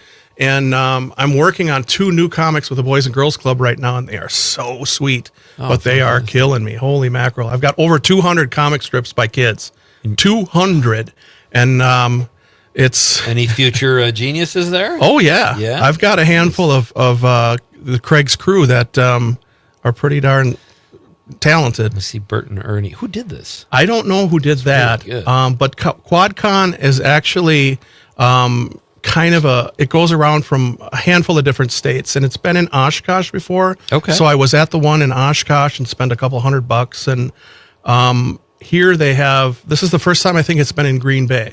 Okay. So that's going to be kind of exciting. And That's really again, cool. finding some of those books that you just can't find anywhere else. I love finding these old horror comics that precede any of the Marvel superheroes that came out. Huh. You know, the very first Ant-Man that came out was a horror story. Oh, no kidding. Yeah. Where? Oneida Casino. There we go. Yep. That's their tomorrow. Their casino center. Yeah, very nice. Well, check this out, folks. If you're in the neighborhood or in the area, if you're into that stuff, I think you'll love If you're it. into that stuff, it sounds like a gas. Yeah, absolutely. And I'm sure there'll be movie stuff there too, Pete. Absolutely sure of that. Yeah. What do you mean, like Well, posters and memorabilia and toys tied to anything. Okay. I mean, my God, there's going to be more Star Wars things there than people can shake a stick at. All right, you've got another cool thing happening. Tons of cool stuff. You've got Daniel Needs to Leave, a movie. This is a short film Craig did, shot it all on an iPhone, just about a guy played by Daniel Wheeler, Danny Wheels, as we affectionately call him. He's been on the show before. He's the guy in the party just trying to leave a party. It's like 10 minutes long. Something that we've all been We've through. all been there. You know? And in Wisconsin, for whatever reason, it seems a little tougher. People keep handing him. Every time he goes to leave and someone hands him a beer, it's so funny. Tell us where we can see this film, because that's a cool event, too. Oh, man. It's going to be playing at the Door County Film Festival, I think, on Saturday. Your son Joe has got a film in the festival, too, and I think mine plays in the session afterwards. Yeah, I was bummed they weren't in the same block. Well, it kind of is nice, too, because then, I can watch him do the Q&A. Sure. And record him while he's up there doing that. And is he going to be there? He'll be there. I'll be there, folks. In fact, let's just give a plug here. If you're in the Door County area next weekend, the Door County Film Festival is just a great little film festival, and not even little anymore, but I'll be giving the keynote speech on Friday night. I'm excited about that. Yes, and then Joe's film is there. Craig's film is there. And I saw some other ones that were familiar, too. We're going to talk to Kurt and Chris on Monday. They'll be here to talk more about the festival. Those guys are awesome. I mean, I've been hearing all these people really bubbling over for Kurt and Chris. I've known those guys for a long time, and they are super. They're great guys. All right, Antonio is another part of that film festival, Polk. too. He's been here, too. All right, we got a break here, and we're coming right back after this very short break with more with our pal Craig Kinnett. It's Pete Schwaba and Nite Lite.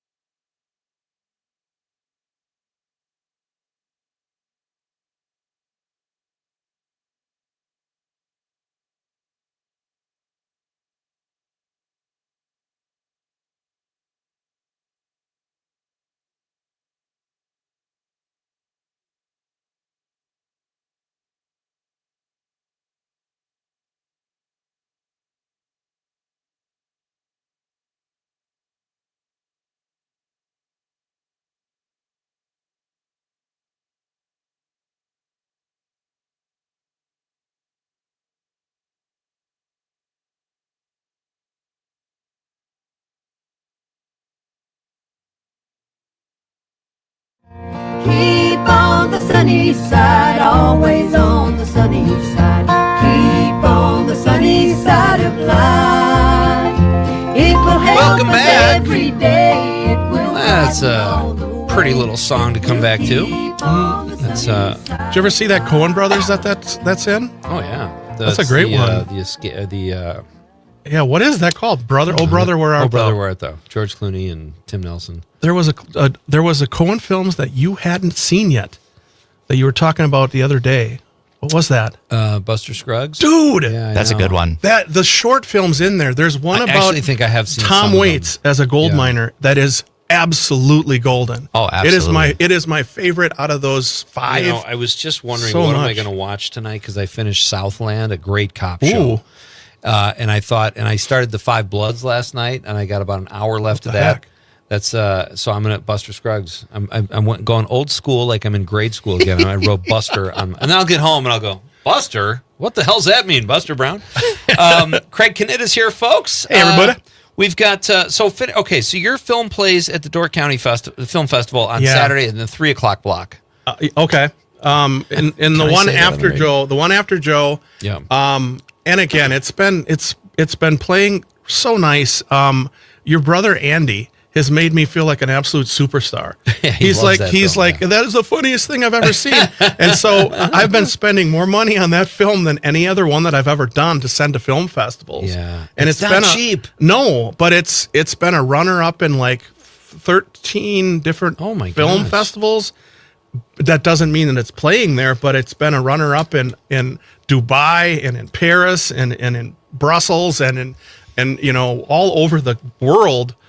But I don't know if they get the humor. It's really funny, and check it out, folks. If you have access to, or if you can make it to Door County next weekend, check out Daniel Needs to Leave. It's a very funny film. Very Wisconsin, too. Yes, Very Wisconsin. and I Shot don't on an iPhone. and I don't iPhone. mind quirky either. Yeah. No, That's- very quirky and funny.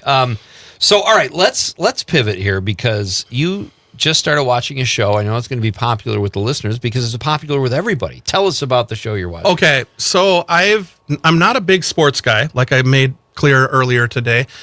I heard of this show, Ted Lasso, and everybody's like, "Oh, it's so good, it's so good, it's so good," and I'm like, "Okay, big deal. It's I'm not into soccer, don't need to really see it." Right. But then I watched the show called Shrinking, which is brilliant, and I love how well that's written.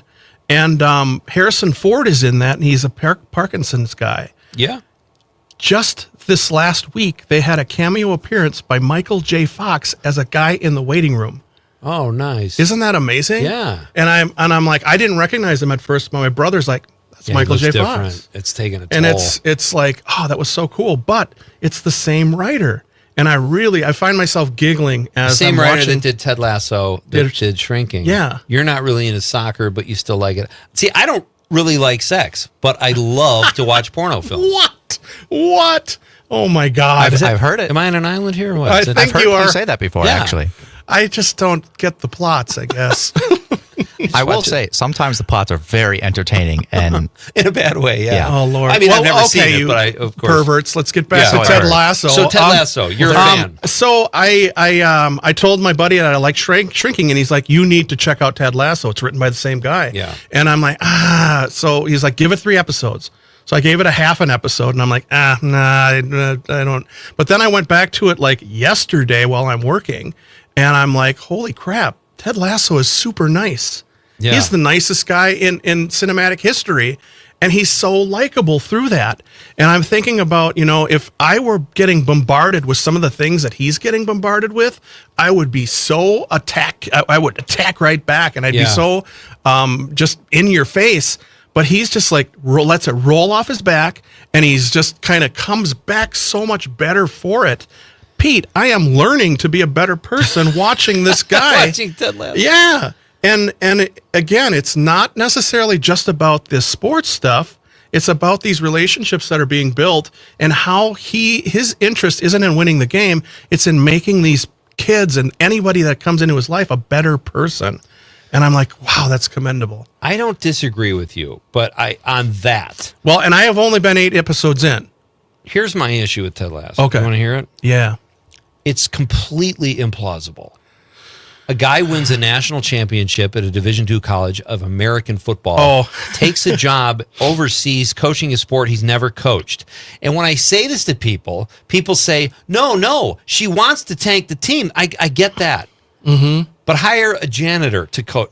No guy from America who's a football coach is going to take that job. Yeah. And then people go, well, he needed to give his wife space. What? Well, and he's a father. You're saying he's nice. Oh, I need my son. I needed to go to England and be away from your mom. It's just none of it makes sense to me. That is a hard part. I mean, and it's like you when you watch him and his wife, he loves her still. He's so in love with her, and he wants it to work in the worst way. Yeah. But it just can't. And I don't understand it, and neither does he. But he has to accept it. And I mean, that's the part that if that's the part that you have a problem with, I don't know. There's so many other things that have. And speaking of things that are a problem, in freaking Train Dreams, that chainsaw wasn't invented yet. Is that true? Yes. There's so many people that are like, oh, Mr. all Continuity here. that stuff is, and it's like, oh my God, give me a break. Hey, we've got about a minute or a minute and a half left, Craig. Okay. Tell me about if you were to make the popcorn pick of the week last night, what would it have been? One of my absolute favorite films, and like I told you earlier, Pete, I am always working on something while I'm watching TV. Yeah. Rarely will I stop and just watch TV. The other day, The Road Warrior was on. Yeah. Oh my God, I love it so much. And the Lord Humongous, I was reading about all these other things about the film. Humongous at one point was supposed to be Jim Goose, who was his cop friend in the first movie that gets burnt up. So when you see the back of his head and it's got that throbbing vein and he's burnt up, it's kind of was initially at one point supposed to be Jim Goose. I'm like, oh my God, is that amazing? Don't write off the goose until you see the box. Amen. Craig Kinnett, you're always a blast. Thank you, sir, for being here tonight. You bet. All right. Oh, quickly, how much time we got, Aaron? Got 30 seconds. 30 seconds. Here's a gift for Pete. I am correcting something that I find very ill. This is Pee-wee's Big Adventure. I heard that you have never seen that Ladies before. and gentlemen, we're coming right back for Act 3. Pete Schwaba, Nite Lite. Thank you, sir.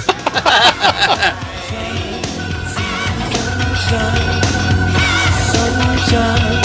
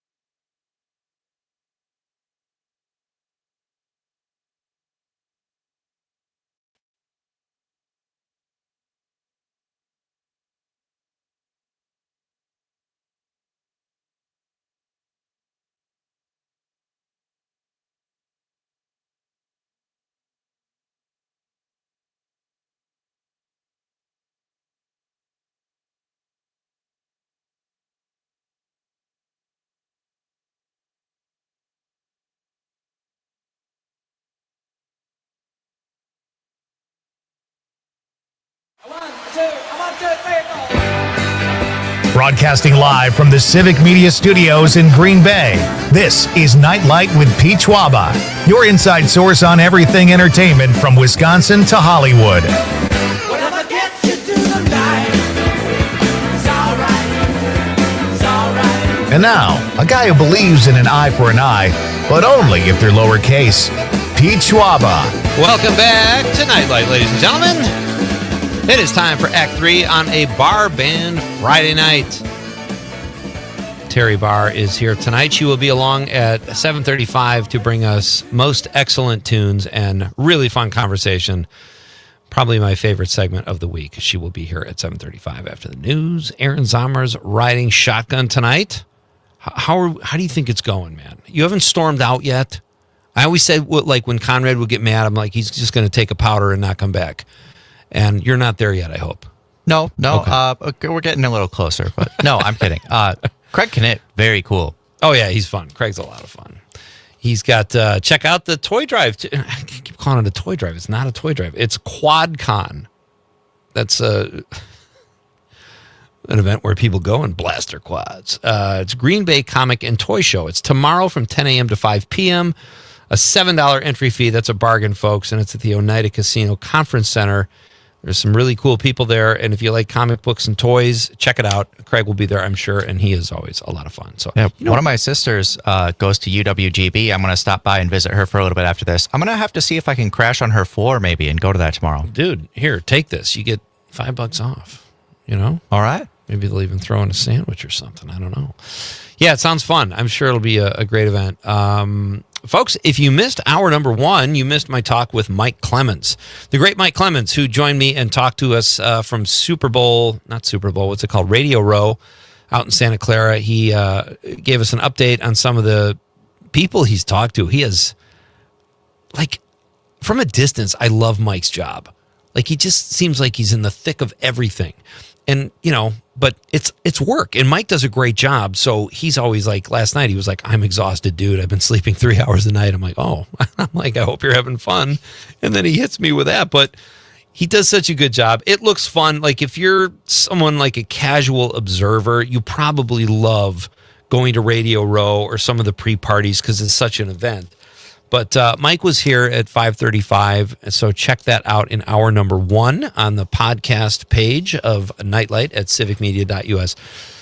We featured our Olympian, our Wisconsin Olympic athlete of the night was Joanne Reed. Remember her event, or have we already forgotten, Aaron? I mostly remember. Biathlete. The biathlon. But it says she competed in all these other events, too, like women's relay, women's pursuit. What's that? That's a sport? The women's like Trivia Pursuit, but it's only for women? It's like a singles bar. Women's individual, women's sprint. She's a multi-talented athlete, and she is competing. The Olympics start tonight, folks, and we featured a different athlete every night here at Nite Lite, going back to last week. And what else? Are we caught up? We had Craig Anthony Knitt here in hour number 2, talking about what we just told you about, the cool QuadCon tomorrow here in Green Bay. In just a moment, I'm going to bring on my friend Vince Moranto, who is performing at Memories Ballroom next month, I think early in March. So we wanted to get Vince on because he had availability issues between now and then. You know, one thing that came up when talking with Craig Knitt was Daniel Wheeler, who he has commented on YouTube to answer the question of the night. He says, I honestly don't know who's in the Super Bowl. I just hope it ends in a tie and both teams have fun. How funny. I know Daniel Wheeler is not a sports fan. He's an artist and a really good one. And he's the star of Craig's film, Daniel Needs to Leave, which is so funny. And Daniel knocked my socks off with his acting. I didn't even know he did that. But if he spelled it Super Bowl on purpose, that's even... I love that he might not even know what football is. Like, that's how into his art he is. And because I think when I meet people who don't follow the masses, I typically always find them interesting and I want to talk to them. Except Daniel Wheeler. No, I'm kidding. I love Daniel. So I respect that. We've got, we're going to talk a little bit about some weird prop bets that are happening in the Super Bowl too. We'll do that in just a few minutes. But J.B. Thompson on the stream said Uncle Craig, referring to when Craig Knitt was here. They're pals. and they've worked together on things. And then he said, "Buster for the win," referring to Buster Scruggs, a film I have not seen, and they called me out on it. It's a Coen Brothers film, and I just flew under the radar. You're a Coen Brothers fan, right? Yeah. That one's so goofy overall. Like, there's some stories that are more heartfelt, but the goofy vibe of a lot of them is great. Like, everybody's seen the meme based on the James Franco vignette. It was like first time at the gallows, and that's really funny. I feel like I've seen part of that. I just can't. I can't place it, or it's been a long time, so I need to give it a rewatch. Okay, so we've got Vince Morano coming up in a few minutes. It's a bar band Friday night. Let's talk about prop. Do you gamble, Aaron? I do not. Okay. So if you see Vince sign in, let me know. I'm trying to. Okay, so we'll do this. I'm going to talk about these prop bets now. I find this fascinating. I don't bet. I don't feel comfortable. I don't have the kind of money where I can just lose. But I know a lot of people that do, and they love it, and it makes sports more fun for them. I don't need to watch more TV to follow my bets. That's part of the reason I don't do it. But here are some prop bets. And where did this come from? Where did I get this? This is from, I think, Newsweek. Newsweek? Yeah. So these are prop bets that you can make off things other than the game or the score. Number one, will Seattle attempt to pass from New England's 1 yard line? It's about 90% certain this will not happen. Some of you might remember this. The last time the Seahawks played the Patriots, Seattle tried this instead of running the ball, and they had a really good running back at the time, and it cost them the game. And that's one of Tom Brady's Super Bowl wins. He's got 2 of them at least. I think he's 7-3 in Super Bowls. He could just as easily be 5-5. And I'm not trying to downplay his record. Getting to 10 Super Bowls is amazing. But that is one that stood out where I was like, oh, Brady didn't win that game. Seattle lost it. Number 2, will a Patriots linebacker catch a pass? It's about 94% certain this won't happen. But it's an interesting bet because Pat's coach Mike Vrabel caught touchdowns in 2 Super Bowls as a linebacker for the team. So you got to kind of make that bet. It's 94% it won't happen. But that's not to say a linebacker could not make an interception like that. Number 3, will Patriots receiver Stephon Diggs propose to Cardi B after the game? You got any thoughts on that one, Zommers? I know nothing about this relationship at all. I don't think I do either. Cardi B is a singer, right? Singer, rapper, yeah. Well, they're very much in love. Good for them.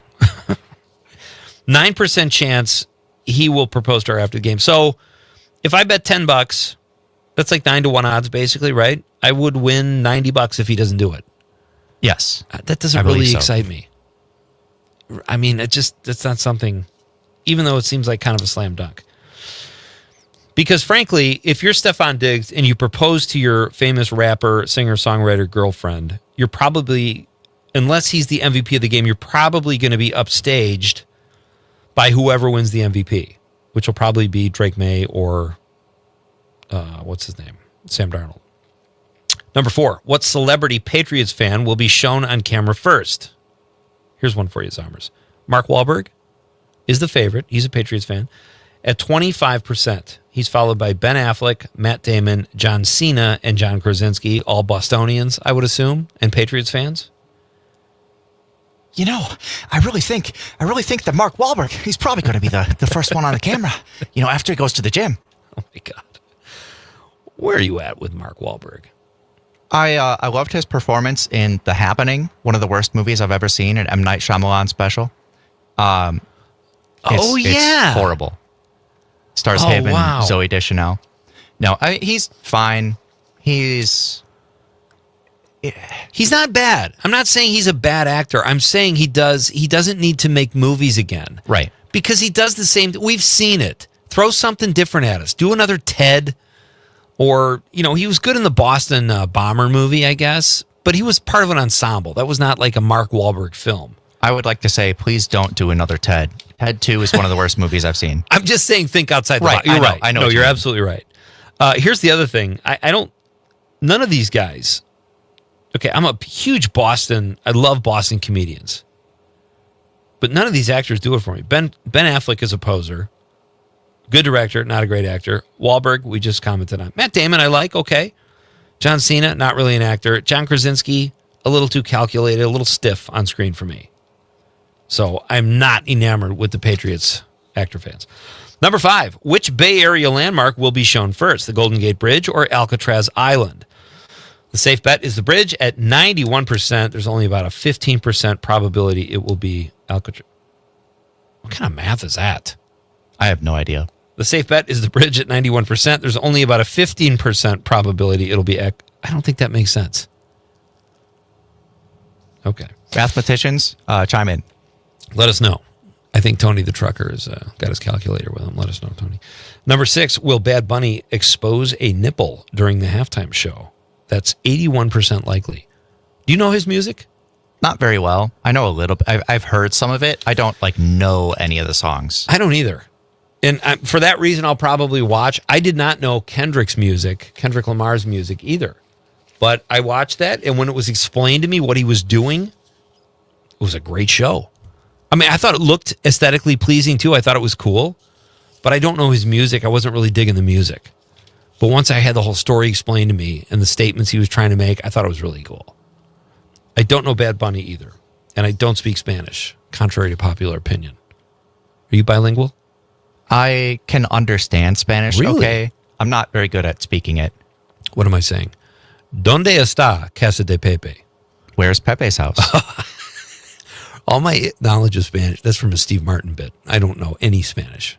I know agua or ¿cómo está? Yeah, I mean, those are some of the most important things, like I need water or how you doing? Where's the men's room? ¿Dónde está el baño? Wow, that's impressive.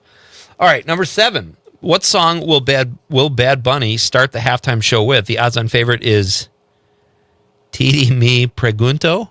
What does that mean? Am I pregnant?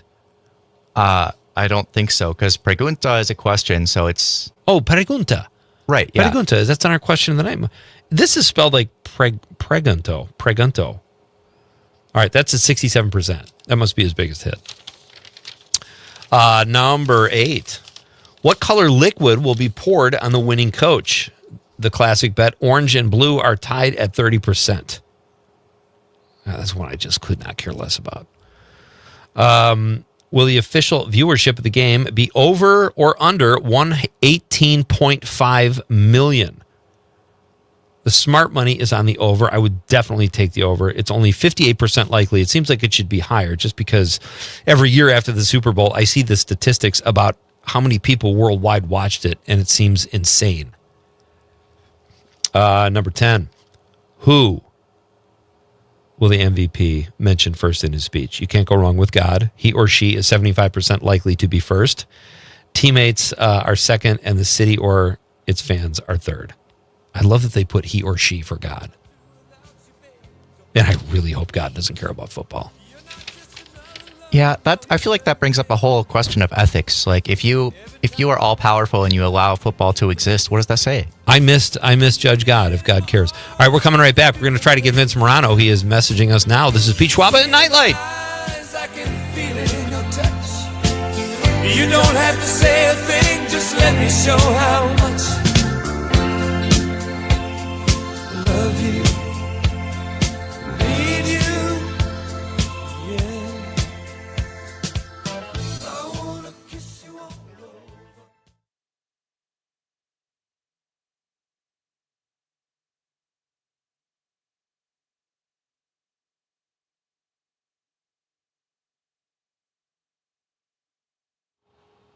Yeah, Pete, I saw his email.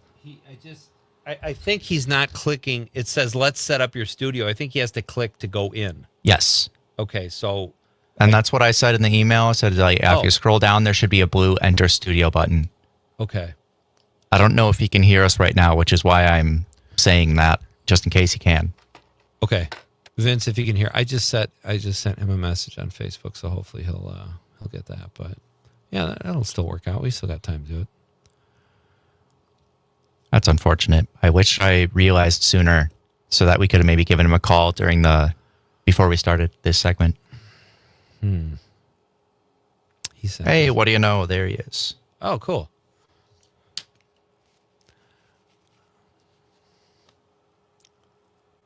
Looks like it's loading up. Okay.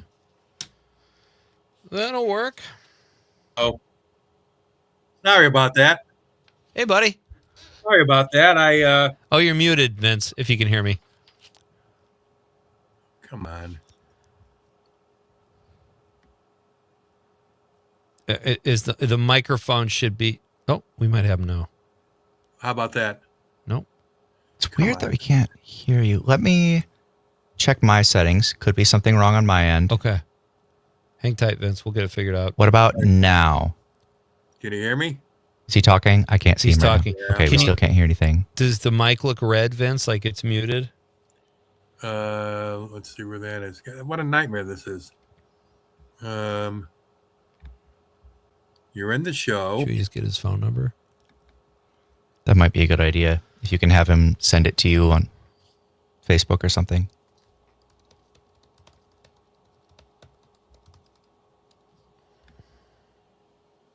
Should I email him in the chat? That would work. All right, we got about 10 seconds till the segment starts.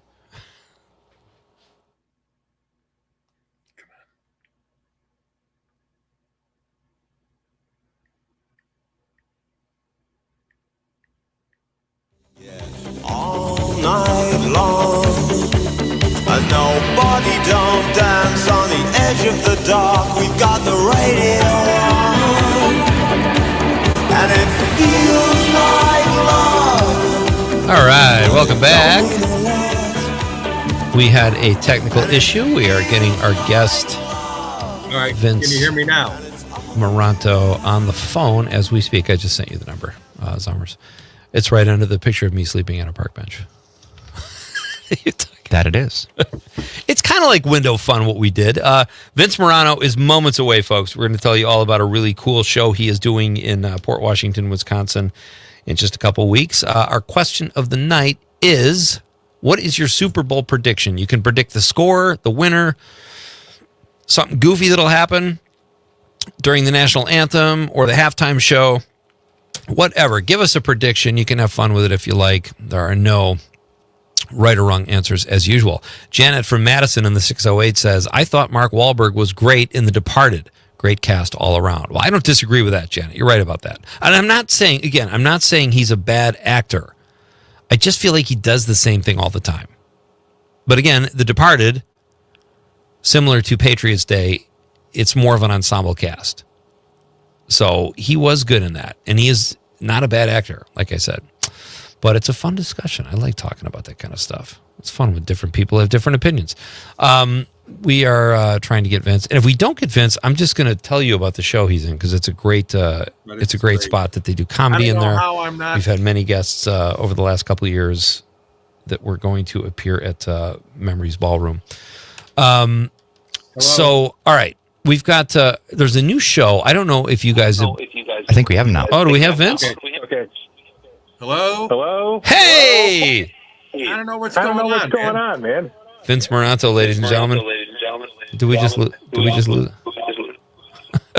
We've got him. I just had to hop off the StreamYard so that we don't have an echo. We can still hear him on the phone. Oh, Vince, you there? Yeah. Awesome, buddy. Hey, I'm glad this worked out. I'm sorry for any confusion or technical issues, but I'm glad you're with us. Yeah, that was like one of those old Stephen Gary acid flashbacks where I talked, I heard it back to my phone, then I heard it through the laptop, then I heard it back to my phone. Right. But we're good now. That's okay. We got you. That's what's important. Hey, before you tell us about this cool show at Memories, do you have a Super Bowl prediction? Boy, I predict that I will be halfway through my 12-pack of hams at halftime. Boy, that's an old school beer. That's impressive. Yeah. I love 16-ounce hams. That's the way to go, baby. 16-ounce hams, 6-pack of 16-ounce hams, still under $6. How do you not? How do you not have that? At those prices, you can't afford not to get drunk. That's right. So let me ask you this: when these beers come back, like I'm not a beer guy. I like more of the spirits, maybe some wine. I like some beer sometimes, but like when they come back, like old style, and all of a sudden people are drinking old style or Pabst or Hams. Is it good beer or is it just cheap?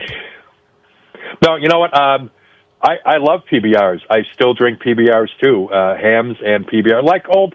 I think it's probably because. Well, I think Hams was the first beer we stole from my friend's refrigerator garage. Did you guys have refrigerator garages where you were at? Oh yeah, yeah.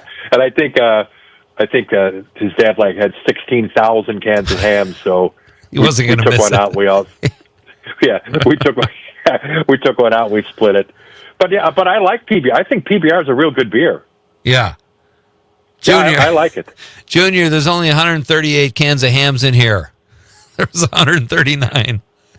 Right. Yeah, no, listen, sometimes like the packaging matters. Like Pabst Blue Ribbon is that's a great can. It makes me want to have a beer, you know? Oh, and Hams went back to the old Hams logo too. Yes, that's it's right. The old blue with so that's kind of cool. From the land of sky blue waters. Yeah, it's fantastic. That's right. That's right. All right, well, that's a good prediction, but we've only got a couple minutes now. Unfortunately, I'm sorry again about the technical issues, but it was great getting your thoughts on beer, Vince. No, I'm just kidding. You have this great show coming up at a really cool venue. Tell us about Memories Ballroom. Memories Ballroom is a real cool place. I don't. It's been around a real long time, and I mean, it's still got in the bathroom, all the way down to the floor urinals. My favorite part of a Wisconsin trip. It's a nice big venue.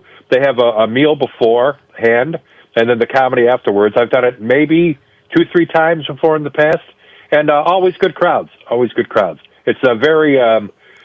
Let's put it this way. You'll understand what I mean. It's Bill Brady rules as far as language, so it's a pretty clean show. Okay. And it's fun. Yeah, it's a good time, and it's always well packed from people from all over the place.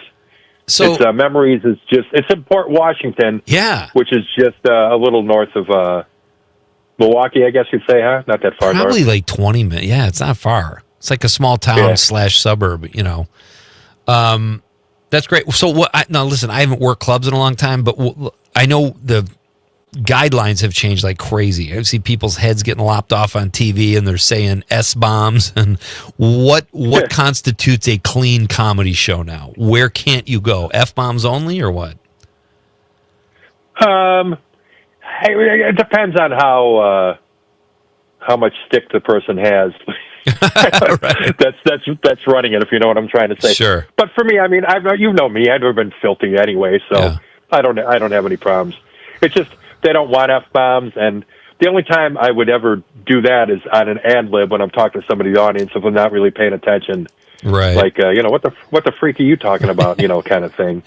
But but it's always there's always a fun show, and the food is always really good too. It's one of those too. I don't like to eat before I do a show, but it's one of those where I'm like, well, let me just try that. Oh, God, that was pretty good. All right, let me try a little bit of that. That's the next thing you know, I got a giant plate in front of me. I'm sorry we have to go already, Vince. I'm sorry for our technical issues, but you're awesome. Knock 'em dead at Memories, and thanks for being on the show. Thanks for having me, Pete. You got it. Vince Morano. Check him out at Memories Ballroom, March 7th. We're coming right back for Bar Band Friday night. I'm Pete Schwaba. This is Nite Lite.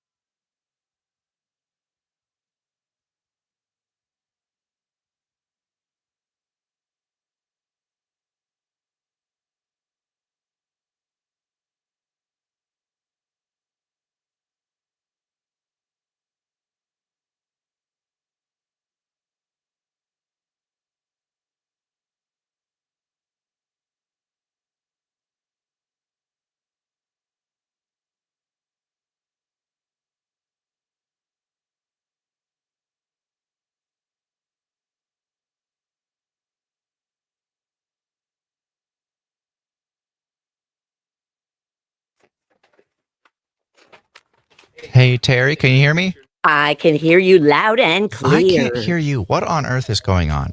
Let me see if I can fix this. Okay.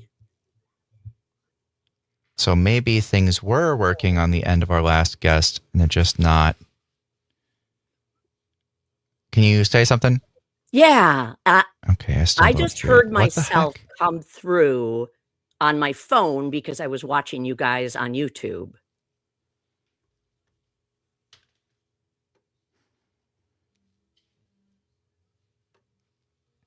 Everything okay?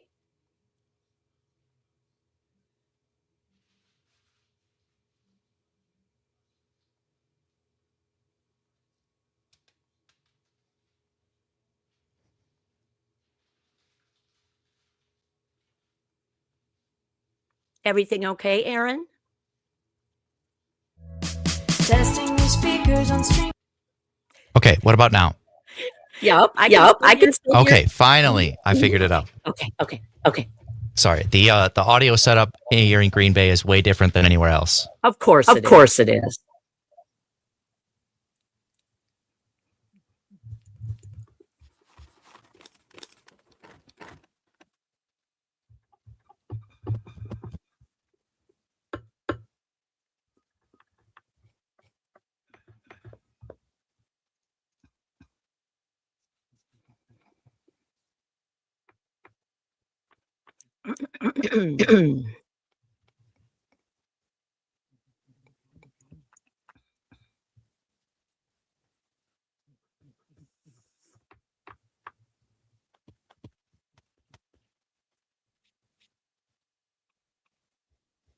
Is there still some feedback?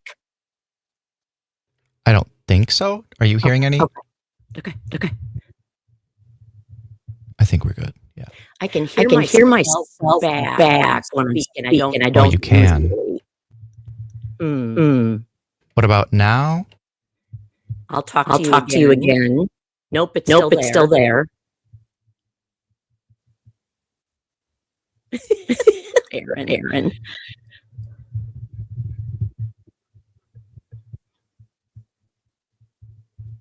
I could keep talking. I can talk for days if you do. Just to test stuff. Is this better? Is that? Yes. I'm gone now from because otherwise I was hearing myself like a couple second delay. Yeah, that's not good. So no, that sucks. All right. I've done that in TV and it's not fun. Thanks, Aaron. Glad we figured that out.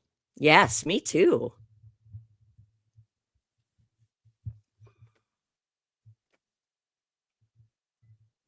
For those of you on the stream, all the computers that we have, there's basically like a whole bunch of virtual sound cards. But at most of the other studios, we don't really use all of them. We use different computers for each source of sound. Whereas here, a lot of the stuff is run off the same computer, but it's all I don't know which sound cards are supposed to be configured in which ways since I haven't used this studio before. So it was just a bunch of trial and error. Like, all right, are we doing channel 1 and 2 or 3 and 4? I feel like I'm an optometrist. Oh, that's hilarious, actually. All right, 20 seconds. Okay, thank you. You're a good troubleshooter.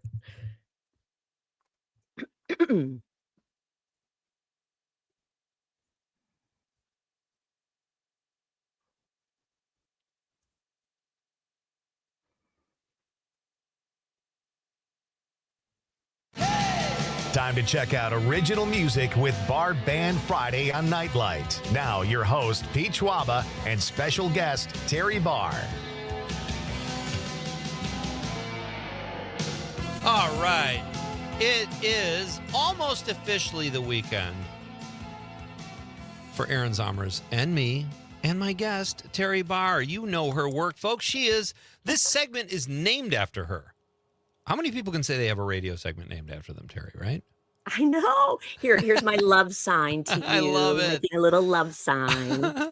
She is our Wisconsin music expert and co-host of the award-winning Max Inc. Radio. She's also won a slew of awards herself, and she joins us here every Friday night at 7:35 to bring us new music and fun talk. How are you tonight? All right, first things first. Yeah. I think I told you over the chat we had, last week on my question sheet, I had a big happy birthday, Terry. And I mean, what an idiot. Like, I didn't even see it, or I saw it and just whatever, but happy belated birthday. Thank you, Terry Pete. Barr. You know what's funny for your It's birthday? the least I could do. I sang happy birthday to you on your birthday. I know you did. Are you asking me to do the same thing? Happy birthday to you. Happy birthday to you. Zombers, take it first. Happy birthday to Terry. Happy birthday to you. Let's just keep the celebration going. How's it going, Terry? It is going well. I've loved your guest tonight. And I don't know if you knew this. Craig Knit, who was on Just Before, he and I went to high school together. I do remember that. And you guys have talked about small world, isn't it? Yeah, you've both mentioned that when you've been on, because he was like, oh, if there's any layover, I can say hi to Terry. And I was like, oh, she's not on for another half hour, but he kind of wanted to say hi to you. So that would have been sweet too. Yeah, one of these times we will do it. Yeah, for sure. So do you have a Super Bowl prediction? That's kind of our question of the night. You know, the Packers have ties to both teams with the general manager and the vice president. Nice. But I don't like either of these teams. And I love sports. We are sports nuts in this house and always have been. I actually wanted to end in a tie and just get it over with. I don't know if the Super Bowl can end in a tie, but that's kind of where I'm going with it. I don't think it can. Of course it can't, right? That would be like the weirdest thing ever. It would be awful. I look forward to the commercials more than who is going to win the Super Bowl. Right. No, Yeah. I like all the pomp and circumstance too, but I do like the game when it's a good game. And some years it's great, and other years it's like, whatever. The game was like the worst part of it, you know? Yeah, I agree. Who are you cheering for? I guess I like, okay, so all week we've been doing these Olympic spotlights on Wisconsin athletes. I kind of feel like when you have a personal interest in one of the players or athletes, it makes it more fun. I don't care about either team either, but I do think Sam Darnold's been through, Heisman Trophy winner comes out. He was called a bust, and now he's got Minnesota let him go like a bunch of idiots, because he had a great year last year. So I'm cheering for Seattle by way of Sam Darnold. Okay, you know what? I will get behind that. That makes sense to me. Mm-hmm. Oh, I love that. Okay. Yes, and their GM, John Schneider was with the Packers, so now we've got two reasons at least to cheer. Definitely. Yeah, so there you go. That's fine. Okay. I think we'll cheer for Thank you. We'll circle back next week and figure out how this played out for us. Sounds good. In the game with the teams we don't care about. Right. So, all right, well, let's jump in. We've got some music to talk about here. I'm very excited. This is one of those rare weeks because we had two meetings right before the show. I haven't listened to either song yet. Oh, so I like when you don't listen. It's pretty rare, but you got a blank canvas, my friend. Where should we start? With Taylor? Let's start with Taylor Sherrick. Okay. Love it. Okay. All right, tell us all about Taylor Sherrick. Okay, so Taylor is a Wisconsin guy. He was born in Mount Horeb, which is near Madison. This is such a great story about him, though. He grew up in a musical family, so he didn't have a choice. His dad was in a band. His mom was in a band. His uncle Vaughn was in a band and now is in Taylor's band as a drummer. Oh, nice. His grandpa was in a band. So can you imagine a Sunday afternoon at their home when Taylor's a little kid and the whole family gets together and they're just jamming music? Ugh. That sounds pretty spectacular. It does, doesn't it? Sounds fantastic. And he's a destiny kept for it him. going. He has kept it going and working on brand new music. We had him on Max Inc. a couple of months ago. He had released a couple of new songs. Well, he's done it again. Another new song. Oh, nice. And I feel so fortunate when both Max Inc. and you, Pete, and your show get to hear it first before it's actually even out in the world. Love it. Yeah. Do you want to? The song is "The Flame," correct? Yes, it is. And just in case people are wondering, he really, if you go see him live, energetic and always enthusiastic, the nicest guy. He's so much fun. He gets everyone engaged in what he's doing.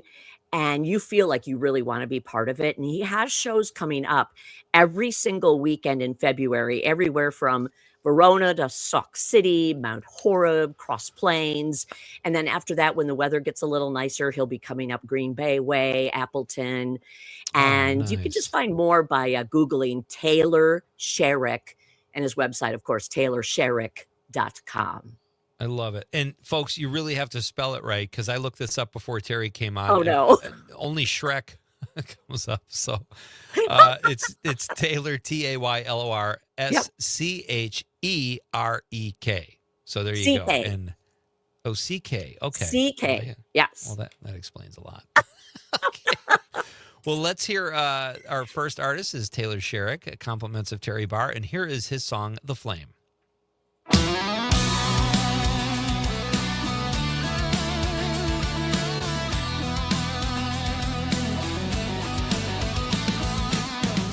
Freezing in the dead of winter, my heart was feeling cold as ice.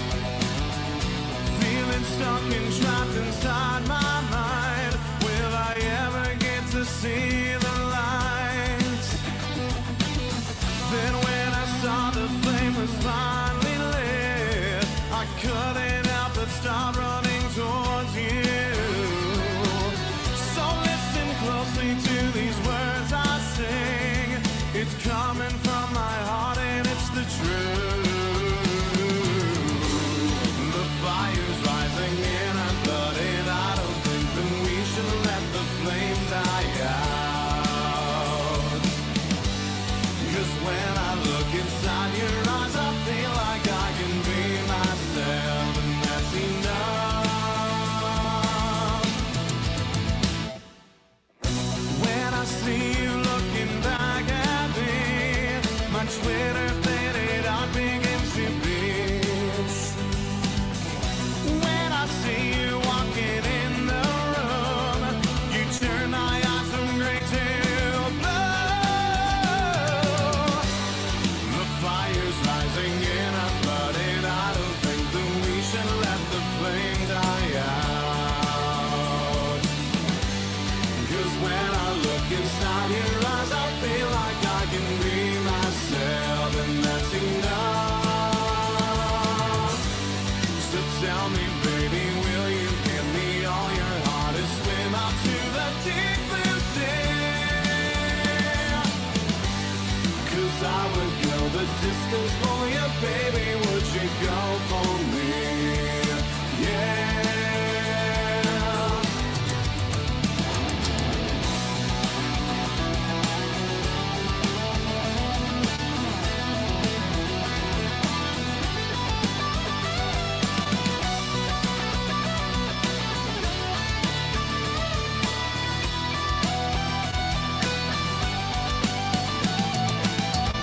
Come on, baby, just take my hand and jump into the lake with me.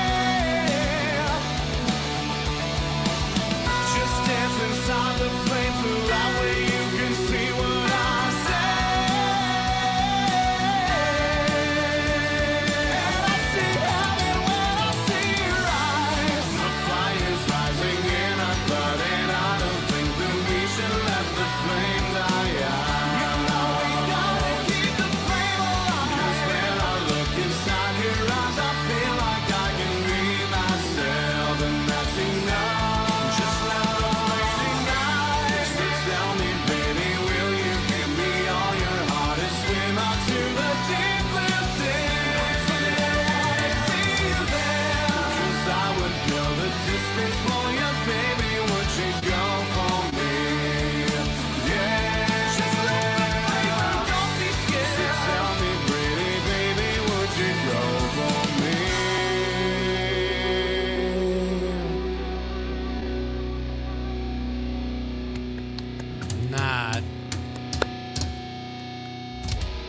Not bad. Great He's tune. got a big voice, right? Oh, yeah. That Yeah. was fantastic. Was Yeah. that song called The Flame? Did I get that right? Yeah, the song is The Oh, Flame. okay. I loved how it started talking about Wisconsin winter, though. And then, of course, it goes Yeah. to The Flame from there. Awesome. That's so great. I love it. Also, you gotta love some tubular bell action. Some what? Yes. The tubular bells later on, like the big chime. Aaron's a serious musician. Did you know that, Terry? Aaron loves music, and that's Yeah. why I love Aaron. So that's But he wonderful. plays too. What do you play? You play the trombone? Yeah, trombone and Yeah. drums and bass are my main ones. Woo! But I can Good Lord. kind of play other stuff too. I love me a good synthesizer, play some guitar. What is he? What are you even doing here? Why aren't you out I on know, tour? right? I don't know. I feel like harder to get repetitive motion injuries on the radio. With that attitude. Oh, purely a utilitarian choice for sure. Oh Definitely. my gosh, that is hilarious. Oh, that's great. All right, so now I want to make sure I get this next name right, Terry.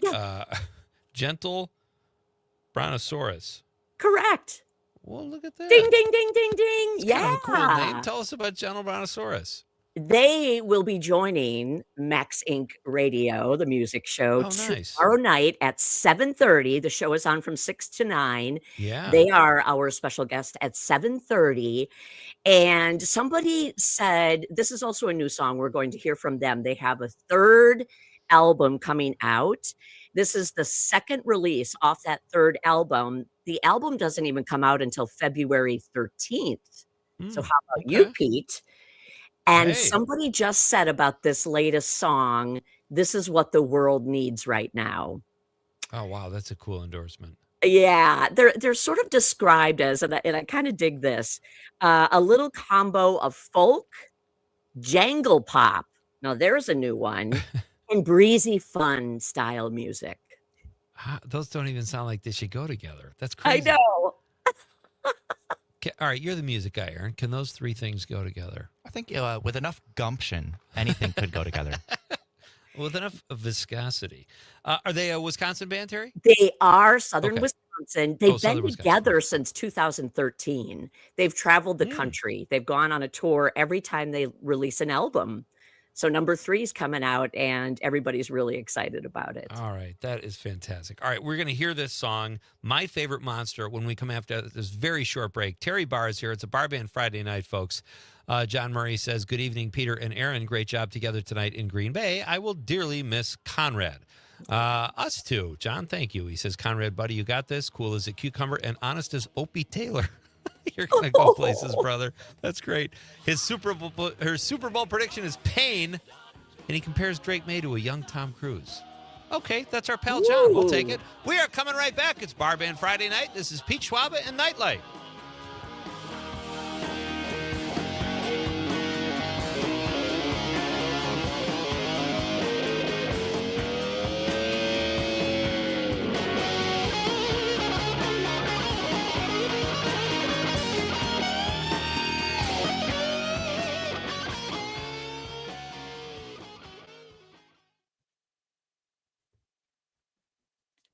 By the way, Terry, I love your sweater.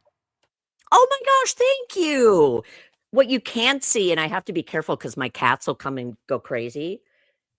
It's got little dangly things all over it. Oh, nice. Thank you. I do try to get dressed up for you guys.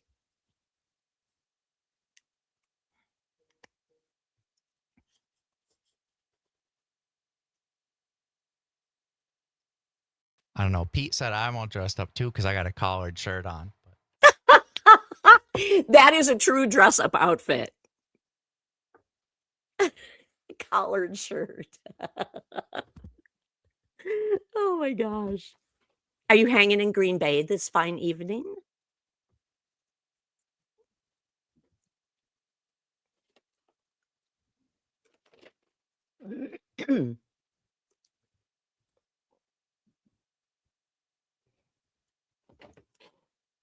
Hey. Don't do that. No. I'm talking to my cat, sorry. Technically, the whole thing, I got a little quarter zip action going on, but it's hot in here, so I took it off earlier. Ooh, you are going out in Green Bay tonight, aren't you? Not really. Oh, okay. I just decided I don't always want to wear a t-shirt and jeans every day anymore. Got it. I like that thought.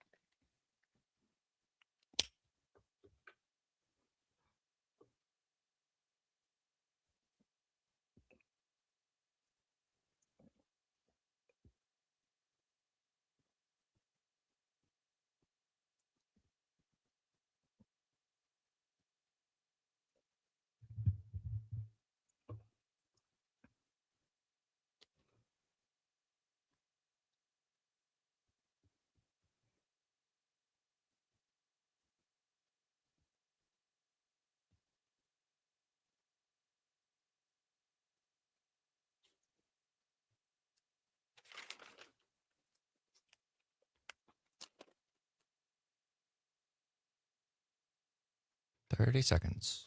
Thank you.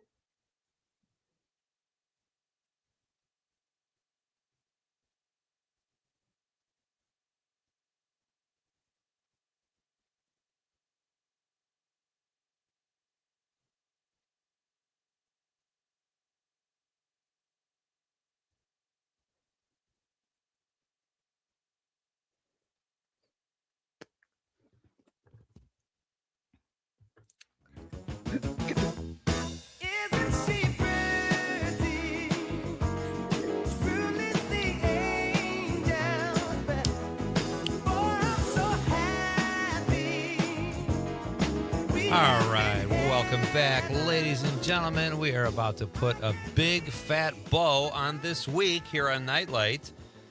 Bit of a crazy week. Aaron Zommer's riding shotgun tonight. Always fun to work with you, buddy. Thank you for filling in tonight. And we'll be together all next week, which will be fun. That we will. Thank you to Mike Clemens and Craig Knit and Vince Moranto. And thank you for all your calls and texts. And thank you especially to our pal Terry Barr, who was here for Bar Band Friday night. We were talking about gentle brontosaurus. So anything else you want to tell us before we can play this song? I am very excited to hear what they have because I have not heard this music yet. So and it's brand new music, Pete. So many people haven't heard it, which is always really fun. They have an album release show on Valentine's Day, so February 14th. At the Crystal Corner Bar in Madison. Great place for live music. It is. And this album doesn't even come out until the night before. So I'll listen to some of these songs ahead of time. Oh, you are the best. That's awesome. That's so great. All right. Well, let's hear This Is My Favorite Monster by way of Gentle Brontosaurus by way of Terry Barr on a Bar Band Friday night.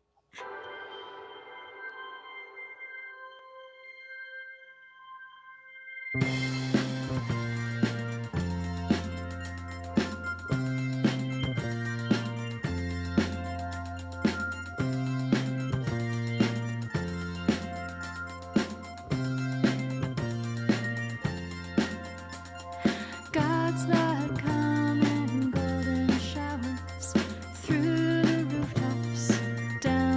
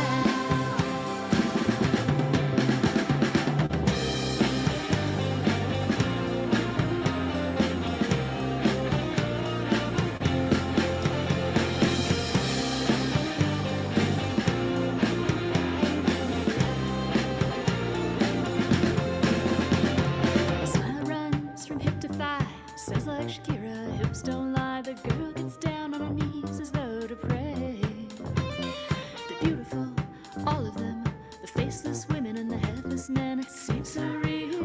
Why can't I touch it? I could be happy if I found someone who looks at me like I'm better than I am.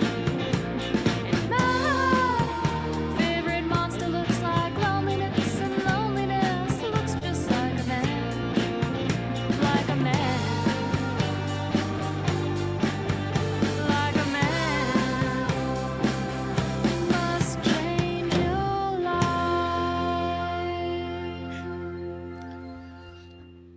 I was trying to motion to you that I love this. Oh, I'm so glad. It's just so cool. I love the arrangement. I love everything about it. And then she has a great voice. I'm like, I have to know what this person looks like.